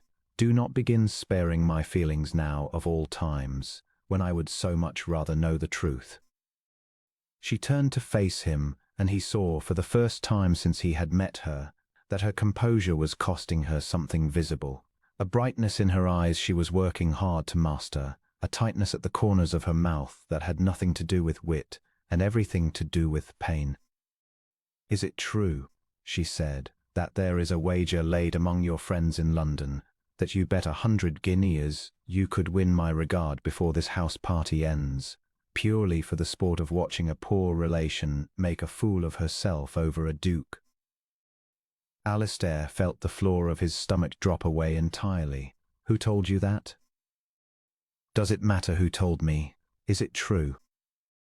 "No," he said, with such immediate, unhesitating force that for a moment something in her wavered, some instinct toward belief rising before the deeper fear could smother it again. "Isadora, I swear to you upon my father's memory, there is no such wager. I have laid no bet with Ashworth or any other man regarding you, before this house party or during it. I do not know where such a story could have originated, but I give you my word as a gentleman that it is false in every particular." "Your word as a gentleman," she repeated, and he heard, with a fresh stab of pain, the bitterness threaded through it. "Forgive me if I find myself less certain than I once was of how much weight that carries. I have known you a fortnight, Alistair. I do not know your friends, your habits in town, the particular jokes you and Lord Ashworth share over cards at White's. I only know what you have shown me here, in this house, where, if the story is true, you would have every reason to perform exactly what you have performed." "Then ask yourself this," Alistair said, forcing his voice to remain level, though everything in him wanted to close the distance between them and simply hold her until the fear left her eyes. "Does anything I have told you feel like performance to you? When I told you about my mother's illness, my father's death, the particular loneliness of 6 years spent trusting almost no one, did any part of that feel staged for an audience of one, calculated to win a wager?" Isadora's composure cracked, finally, visibly, a single tear escaping before she dashed it away with the back of her hand, furious at her own show of feeling. "I do not know," she said, and her voice broke on the words. "That is the cruelty of it, don't you see? I do not know, and I have no way of knowing, and the not knowing is worse than any certainty of betrayal could be, because it means I cannot trust my own judgment any more. And I have never in my life doubted my own judgment before you." "Then trust this," Alistair said, and closed the distance between them despite every instinct toward caution, taking her hands in both of his, holding them firmly enough that she could not easily withdraw. "I will find out who told you this, and I will find out where the story began, and I will not rest until I have proven to you, beyond any possibility of doubt, that it is a lie. But I will not stand here and let you decide, on the word of some idle gossip you will not even name to me, that everything between us has been false. I have never in my life meant anything as entirely as I have meant every word I have said to you in this house. If you cannot believe that yet, then believe instead that I intend to prove it, however long it takes, and however much of my pride I must set aside to do it." She looked up at him, and for a moment, one long, suspended moment, he thought she might soften, might let herself be held, might allow the fear to loosen its grip long enough for trust to find its way back in. But then, somewhere down the corridor, Miss Vane's voice rose in careless conversation with her mother, and Isadora flinched at the sound of it, and something in her closed again, deliberately, protectively, like a door drawn shut against a storm. "I need time," she said, withdrawing her hands gently but firmly from his. "I need to think, away from you, away from this house, if I can manage it. I have spent my whole life guarding myself against exactly this kind of hurt, Alistair, and I find I do not know how to simply set that guard aside on your word alone, however sincerely you may mean it. I am sorry." She left him standing in the corridor, and Alistair understood, watching her go with her spine held perfectly straight and her chin held perfectly level, that he had perhaps 1 week left of the house party in which to prove, beyond any doubt at all, exactly what he had already known for a fortnight had not yet found the words, or the moment, or the courage to declare plainly before the whole of Farleigh Hall. Alastair spent that same afternoon running the stores with the same relentless thoroughness he brought to any threat against something he valued, first to Lord Pelham, whose careless mention at cards had apparently beguiled local circulation, and Prest admitted with visible discomfort that he had heard it originally from Miss Ellsworth, who had heard it from her cousin Miss Vane, who had heard it when Alastair finally cornered her in the privacy of Lady Farleigh's morning room with his cousin present as witness, from no one at all.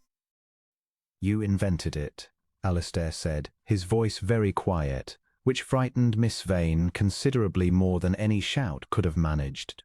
"There is no wager. There was never any wager. You heard nothing from anyone in London, because there was nothing to hear." Miss Vane's composure, so carefully maintained through every dinner of the fortnight, finally deserted her entirely. "Your Grace, I only meant—" "You meant to wound a woman who has never once wronged you, because she captured an attention you had decided, before you ever met her, belonged to you by right of fortune and family. I do not know what troubles me more, Miss Vane, that you would invent so cruel a falsehood, or that you would let it travel through 3 separate people before it reached the one person it was designed to hurt, so that your own hand in it might remain conveniently hidden. It was only meant as a caution to her, Your Grace, nothing more. A woman ought to be careful of dukes who—" "Do not," Alastair said, and something in his tone made even Lady Farleigh, standing silent by the window, go very still, attempt to dress this as concern for Miss Thistlewood's welfare. "You do not know well enough to be concerned for anything beyond your own disappointed ambitions. I will not expose you publicly for it, Miss Vane, though God knows you have earned it, out of whatever residual courtesy your mother's long friendship with my own family deserves. But you will write to Miss Thistlewood before this day is out, and you will tell her plainly, in your own hand, that the story was your invention from beginning to end, with no foundation in any wager laid by myself or any other man.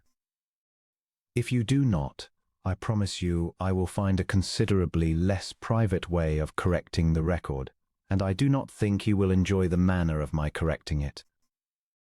Miss Vane left the room white-faced and silent, and was gone from Farleigh Hall entirely by the following morning, her mother offering Lady Farleigh a hastily invented excuse about a sick relative that convinced no one and satisfied everyone, since it spared the whole party the awkwardness of watching her remain. But the letter, when it came that evening, arrived too late to undo what 4 days of silence and doubt had already accomplished. Isadora had spent those days in a careful, deliberate withdrawal that Alastair recognized, with a growing and helpless dread, as something considerably more final than mere caution. She had stopped attending the evening chimes entirely, taken dining meals with the thinnest of company, and on the 5th morning after corridor conversation, informed Lady Farleigh with quiet, unshakable resolve that she and her father would be parting Farleigh Hall 3 days before the house-planned conclusion, on the excuse of her father's health, which nobody who knew Sir Henry believed. Alastair heard the news from Lady Farleigh within the hour, and felt something close to panic, an unfamiliar, unwelcome sensation for a man who had spent 6 years cultivating an iron composure precisely, so that he would never again feel as unmoored as he had felt in the year following his father's death. "She will not see you," Lady Farleigh warned him, watching his face with real sympathy beneath her usual dry amusement. "I asked, on your behalf, whether she might receive you before she goes. She said, and I quote her exactly, Alastair, because I think you hear it plainly rather than softened, that she has had quite enough of being made a curiosity for other people's amusement, and that she intends to leave this house with what remains of her dignity intact, which she cannot do if she permits herself one more conversation that might weaken her resolve." Miss Vane's letter has arrived, and Isadora has read it, and it has changed nothing about her decision to leave, because the letter proves only that the wager itself was invented. It does not undo 4 days of wondering, alone, whether every tender word you ever spoke to her was calculated for an audience she could not see. You cannot argue a person out of a wound with facts alone, Alastair, however true those facts may be. Some hurts require more than correction. They require proof offered plainly, at cost to the one offering it. Alistair spent that night largely without sleep, turning over every option available to him, and arrived, somewhere near dawn, at a plan so entirely against every instinct of caution and privacy he had cultivated for 6 years that he very nearly abandoned it 3 separate times before the sun fully rose. But he thought of Isidora's face in the corridor, the single tear she had dashed away in fury at her own vulnerability, the fierce, guarded pride that had carried her through a childhood of genteel poverty and a fortnight of public scrutiny without once breaking, and he understood that a private apology, however sincere, would never be enough to answer 4 days of public doubt. If Miss Vane's cruelty had been allowed to work its damage in whispers passed from person to person until it reached Isidora dressed as kindness, then its answer would have to be public too, complete, undeniable, offered before every witness who had watched the whole strange, glorious course of the fortnight unfold. He went first to Lady Farley, who listened to his plan with her eyebrows climbing steadily higher, and then broke into a delighted, entirely unladylike laugh. "You want to do this at the ball tomorrow evening?"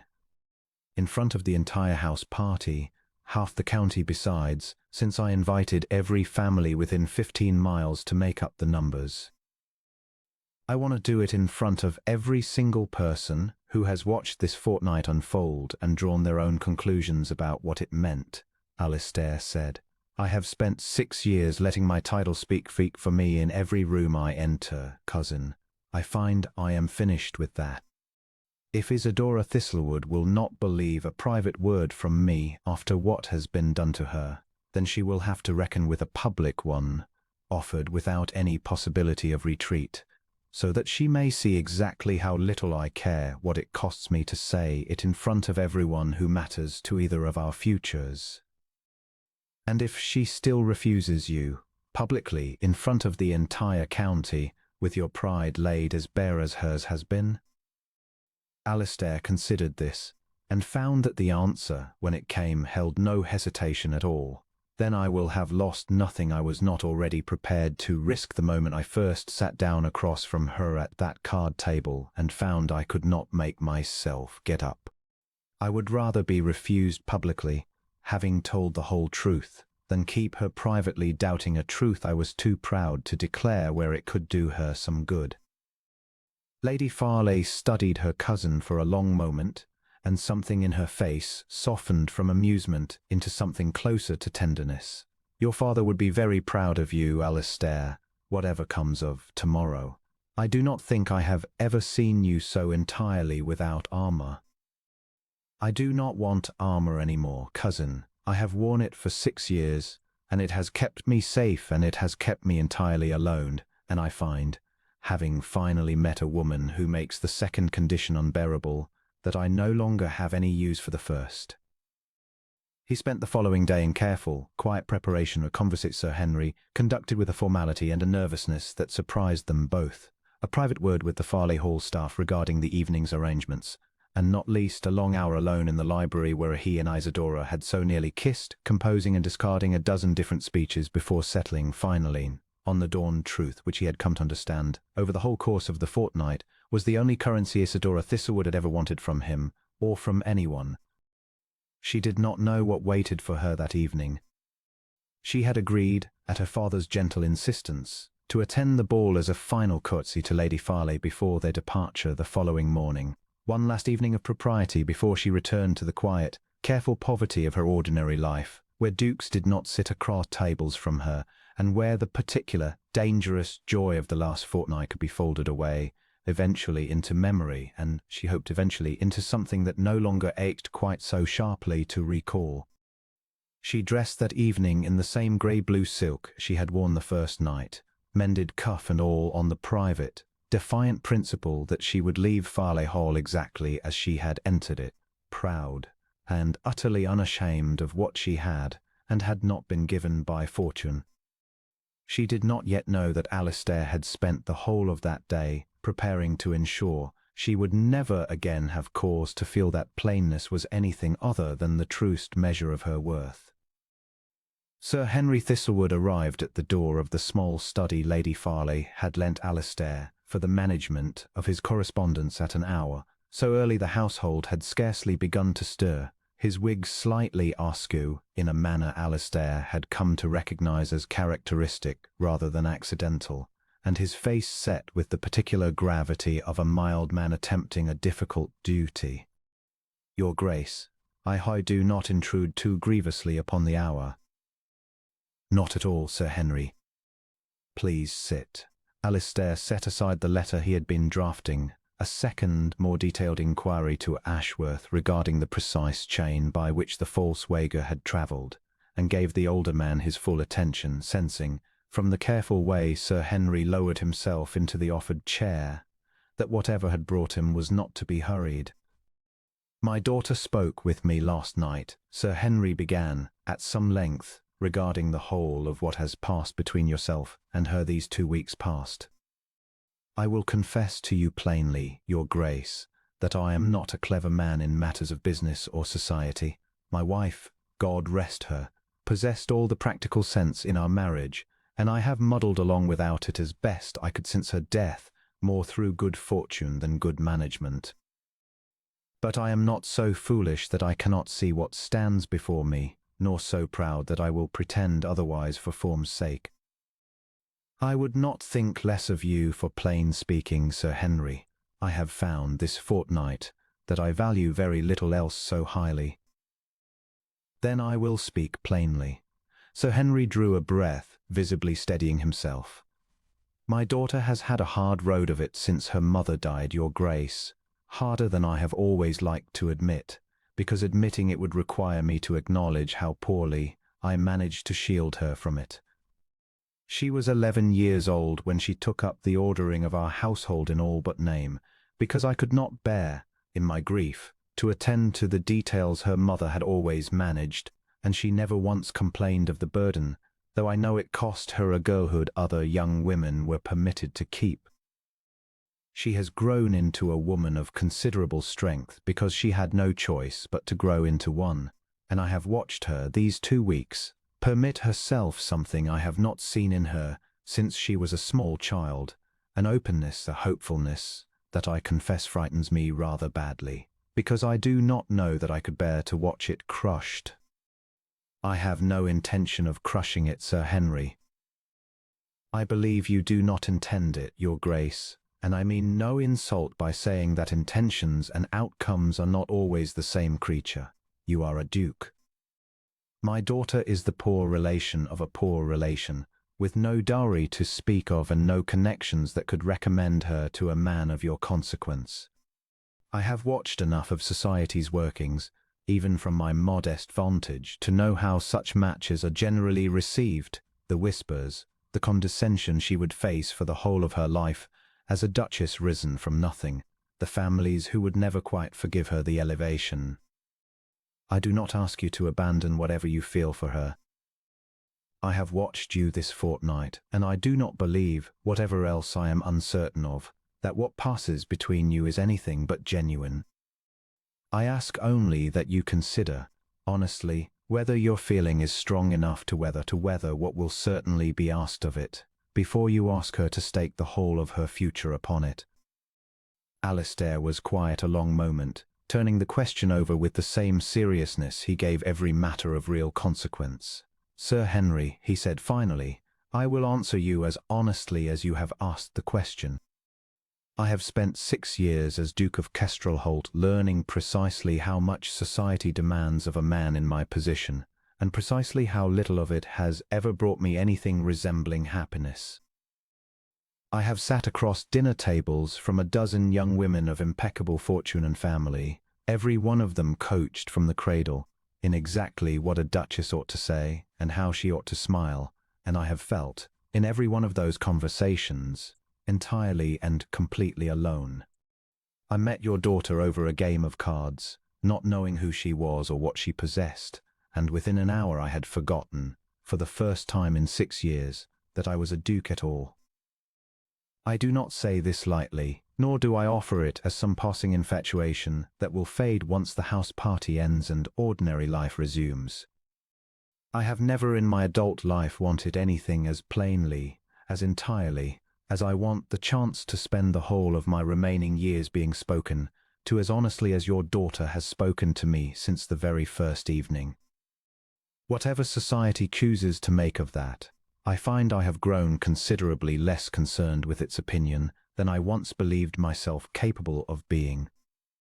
Sir Henry studied him for a long moment, and something in his careful, anxious posture eased by degrees, replaced by an emotion closer to wonder.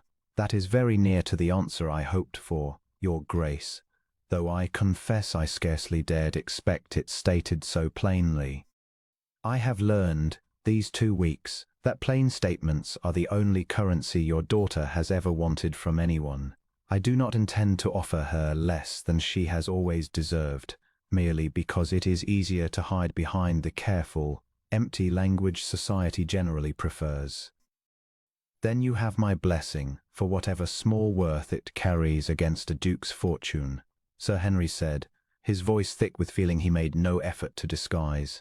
Though I will tell you plainly, Your Grace, that Isadora will require rather more than my blessing to be persuaded.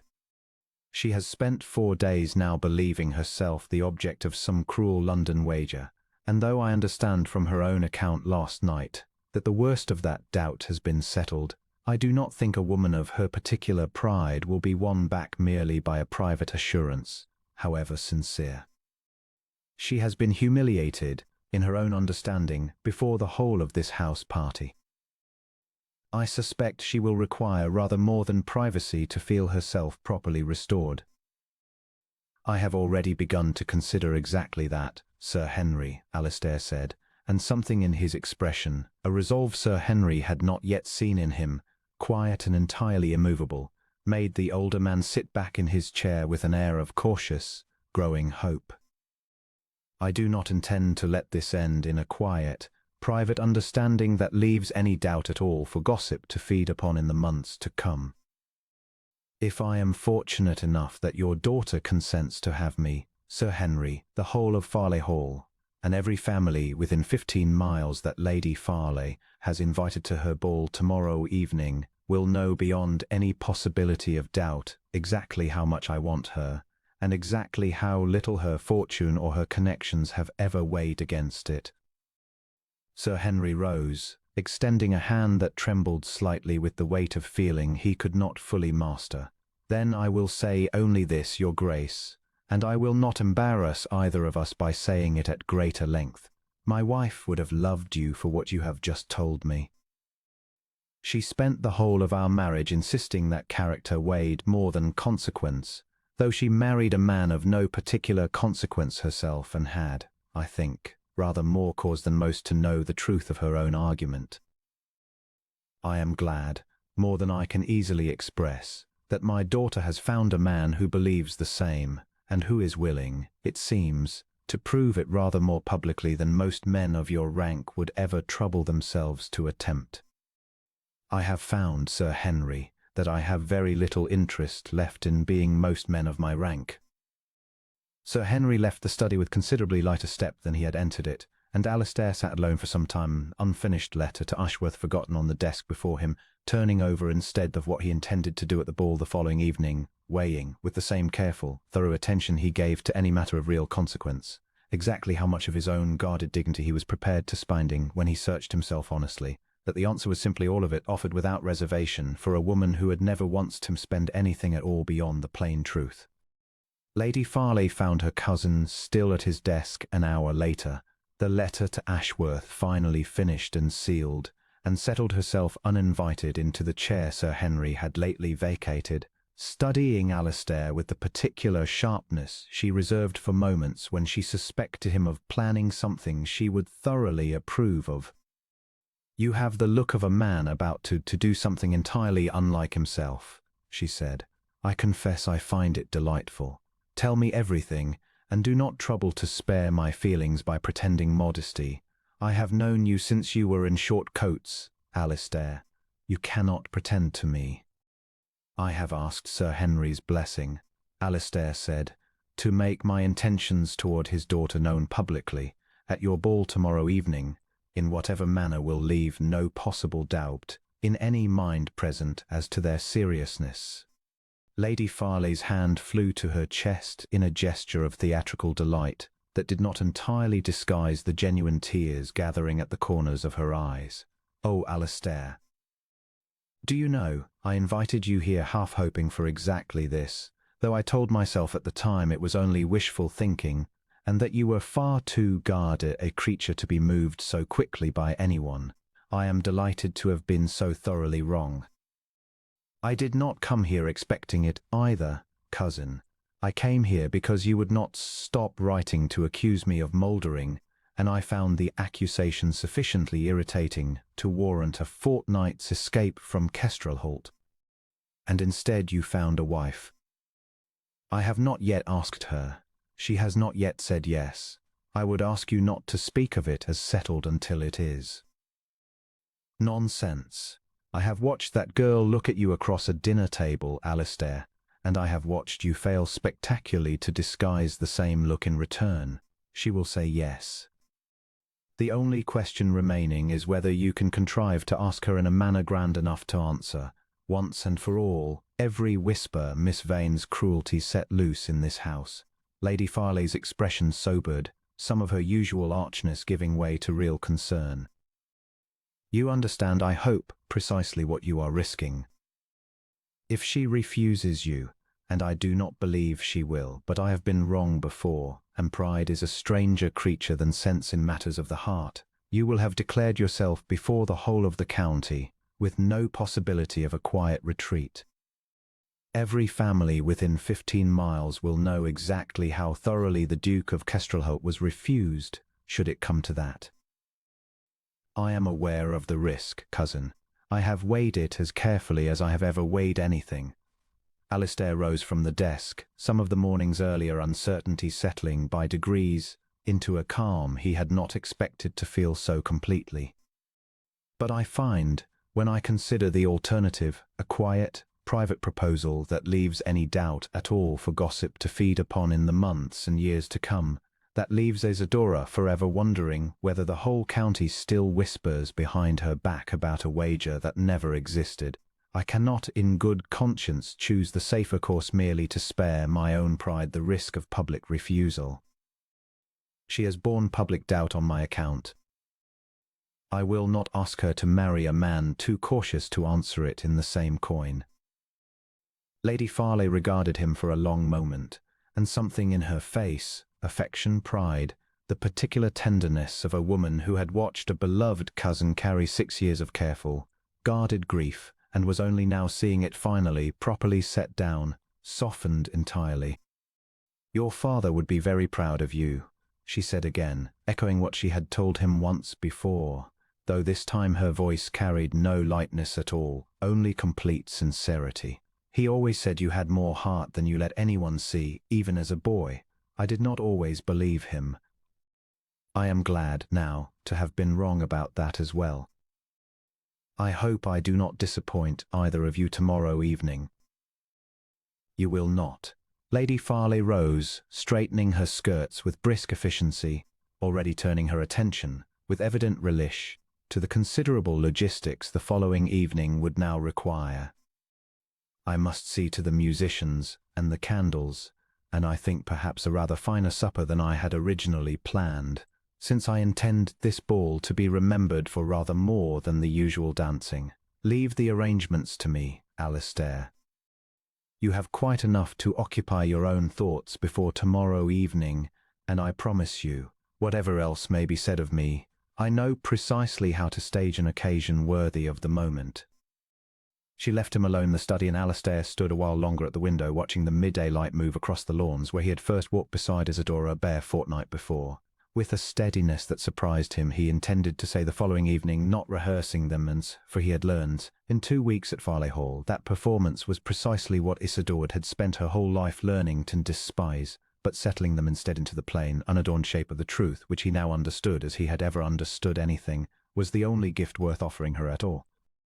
The ballroom at Farley Hall had been transformed for the evening into something out of a more generous world than the one Isadora had spent a fortnight learning to armour herself against, 100 candles massed in brass sconces along every wall, the long windows thrown open to the warm July night, the whole of the county's better families assembled in silk and starched linen to dance away the last evening of Lady Farley's celebrated house party.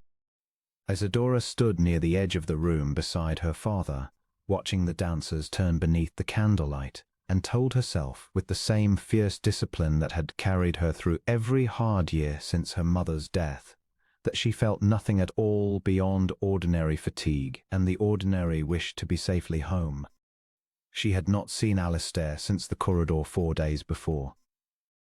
She had heard, from Lady Farley's careful, deliberately casual mentions, that he had remained at the Hall rather than departing early as several other gentlemen had done once the more scandalous entertainments seemed concluded, but she had taken pains to avoid any room he might occupy, and had told herself each time the ache of missing him rose sharper than she could easily bear, that the ache itself was proof of exactly how wise her withdrawal had been.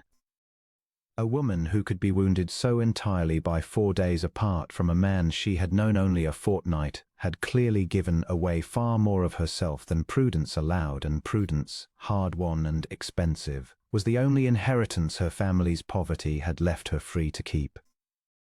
The dancing had proceeded through perhaps 6 sets when the orchestra, without any visible signal that Isadora could detect, fell suddenly and completely silent, and a murmur of confusion rippled through the assembled guests as they turned, following the direction of 100 curious glances, toward the small raised dais at the head of the room where Lady Farley customarily stood to make her announcements. Alistair stood there instead, in full evening dress, his dark coat immaculate, his bearing so entirely, unmistakably ducal that Isadora felt her breath catch despite every resolve she had spent 4 days constructing against exactly this reaction. He did not look, she thought, like a man about to make idle conversation. He looked like a man who had come to say something he had been rehearsing for days, and had no intention of leaving that days until it was said.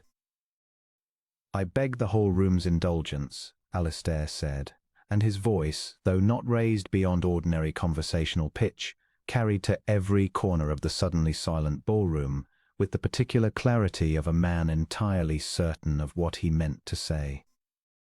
"I am aware that it is unusual for a guest to interrupt his host's ball for a private matter, and I have asked Lady Farley's permission to do exactly that, because I find I can no longer bear to let this matter remain private, when the harm done to it was so thoroughly, publicly done." A ripple of whispers moved through the crowd. Isadora felt her father's hand find her elbow, steadying, and understood, from the sudden white tension in his face, that he at least suspected what was coming, though she herself could not yet let herself believe it. "A fortnight ago," Alistair continued, "I arrived at this house unannounced, in travelling clothes, and sat down at a card table without giving my name, because I wished, for one evening, to be spoken to as a man rather than a title, a small vanity, I confess, but an honest one.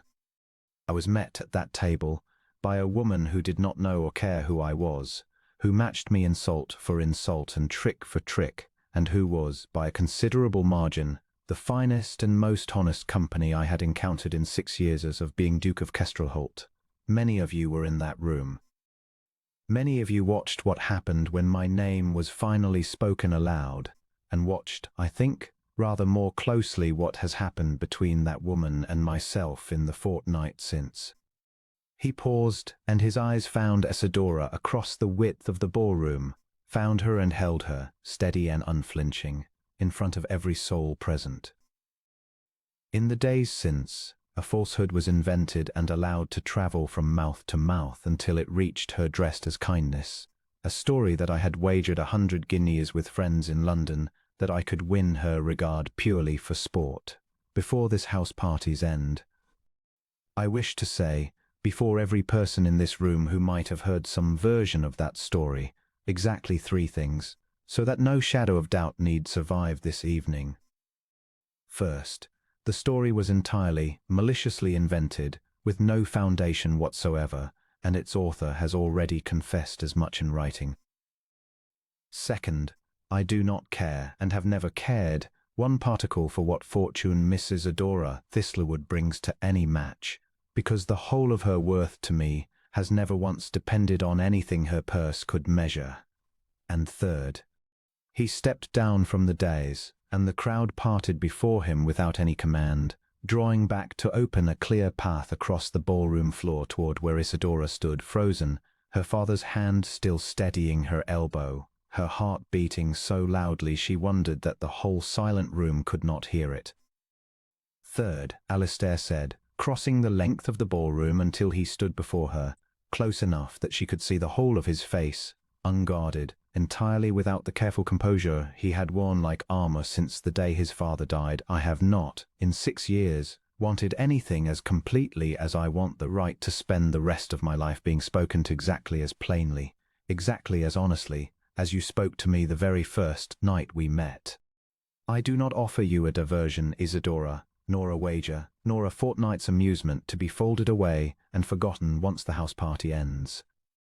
I am asking you, before everyone who watched us begin, and before everyone who doubted whether it could ever be anything real, to be my wife, to be the Duchess of Kestrelholt, not because it would please society or settle any question of fortune, but because I cannot imagine facing the rest of my life with a particular, ferocious honesty beside me, correcting me when I deserve it, which I suspect will be often, and which I find entirely to my own surprise I have come to want more than I have ever wanted anything. The ballroom had gone utterly silent, 100 candles burning steady in the stillness, every eye in the room fixed on the Duke of Kestrelholt on one knee before a poor relation in a mended grey-blue gown, who stood with her hand pressed to her mouth, tears finally, openly falling, all the careful armour of 4 days' withdrawal undone entirely in the space of a single declaration offered before the whole of the county. You did not need to do this, Isadora managed, her voice breaking, in front of everyone. You did not need to risk so much of your own dignity to prove something you could have simply told me in private. I tried to tell you in private, Alistair said gently. You did not believe a private word could be enough, after what been done to you publicly. I understood, finally, that you were right. Some hurts require more than correction offered quietly in a corridor. They require proof that cannot be doubted, offered at whatever cost, before every witness who might otherwise wonder. I would rather spend my pride entirely here, tonight, than let you leave this house tomorrow still uncertain of anything I have ever told you. And if I had refused you, she whispered, in front of all of them? Then I would have learned to live with having told the whole truth and lost anyway, which I have come to understand is a far better fate than a lifetime of comfortable silence, wondering what might have come of honesty if I had only found the courage to offer it. Isadora looked down at him, at the Duke of Kestrelholt, kneeling before her on the ballroom floor of Farleigh Hall, having laid down every ounce of the careful, guarded dignity he had spent 6 years constructing, in front of the very society that had spent a fortnight deciding exactly how much or how little she deserved to be wanted, and felt, for the first time in longer than she could remember, the loss of her own careful armour fall away entirely. Yes, she said, and then louder, so the whole silent ballroom might hear it and never again have cause to doubt it. Yes, Alistair, I will marry you. The room erupted, a great swell of sound, gasps and delighted laughter, and, from somewhere near the back, Lady Farleigh's voice rising in unrestrained triumph, and Sir Henry Thistlewood, tears streaming unashamedly down his own face, embracing first his daughter, and then, with rather less ceremony than protocol strictly allowed, the Duke of Kestrelholt himself. Alistair rose, and took Isadora's hands in both of his, and looked at her with an expression of such open, unguarded devotion that even the most hardened gossips in the room, Mrs. Vane among them, her face a study in complicated, chastened feeling, found nothing left to say against it. I believe, Alistair said, low just for her, beneath the noise of the celebrating room, that I still owe you 100 guineas, or thereabouts, from that first evening's cards, which I never did let you properly collect. Keep them, Isadora said, laughing through the loss of her tears, the old, familiar wit finding its way back into her voice exactly where it belonged. consider it a wedding gift. Though I intend to win it all back from you at whist within the year, your grace, and every year after, for as long as you are foolish enough to keep sitting down across from me. I am counting on it, Alistair said, and drew her hand to his lips, and this time, before the whole of the ballroom, before Lady Farley's delighted tears and Sir Henry's overcome pride and even Mrs. Vane's grudging, wordless acknowledgment, he did not stop at her knuckles, but bent his head and kissed her properly, gently, entirely without shame, while the candles burned steady around them and the whole assembled county of witnesses broke to applause that neither of them, wrapped up entirely in each other, quite heard. They were married within the season, at a small country church near Wexholt rather than the grand London affair society had half expected, because Isidora had asked for nothing more than the people who mattered most gathered close, and Alistair had discovered, in the months of their engagement, that giving her exactly what she asked for rather than what convention demanded had become the surest, simplest pleasure of his life. Sir Henry gave his daughter away with a pride too large for words, and Lady Farley any pretence of restraint, and the Duke of Wexholt stood at the altar watching his bride approach in a gown that was, for once in a life, entirely new and entirely her own, thinking that he had spent 6 long years believing himself destined for nothing warmer than duty and solitude, until a sharp-tongued, poor, magnificent woman had traced on a rainy summer evening and shown him, one honest word at a time, exactly what he had been missing. They played cards together every evening for the whole of their long life afterward, and by every account that survived them, she never once let him win, nor he, watching her across the candlelight with the same helpless, grateful wonder he had felt that very first night, ever once wished that she would.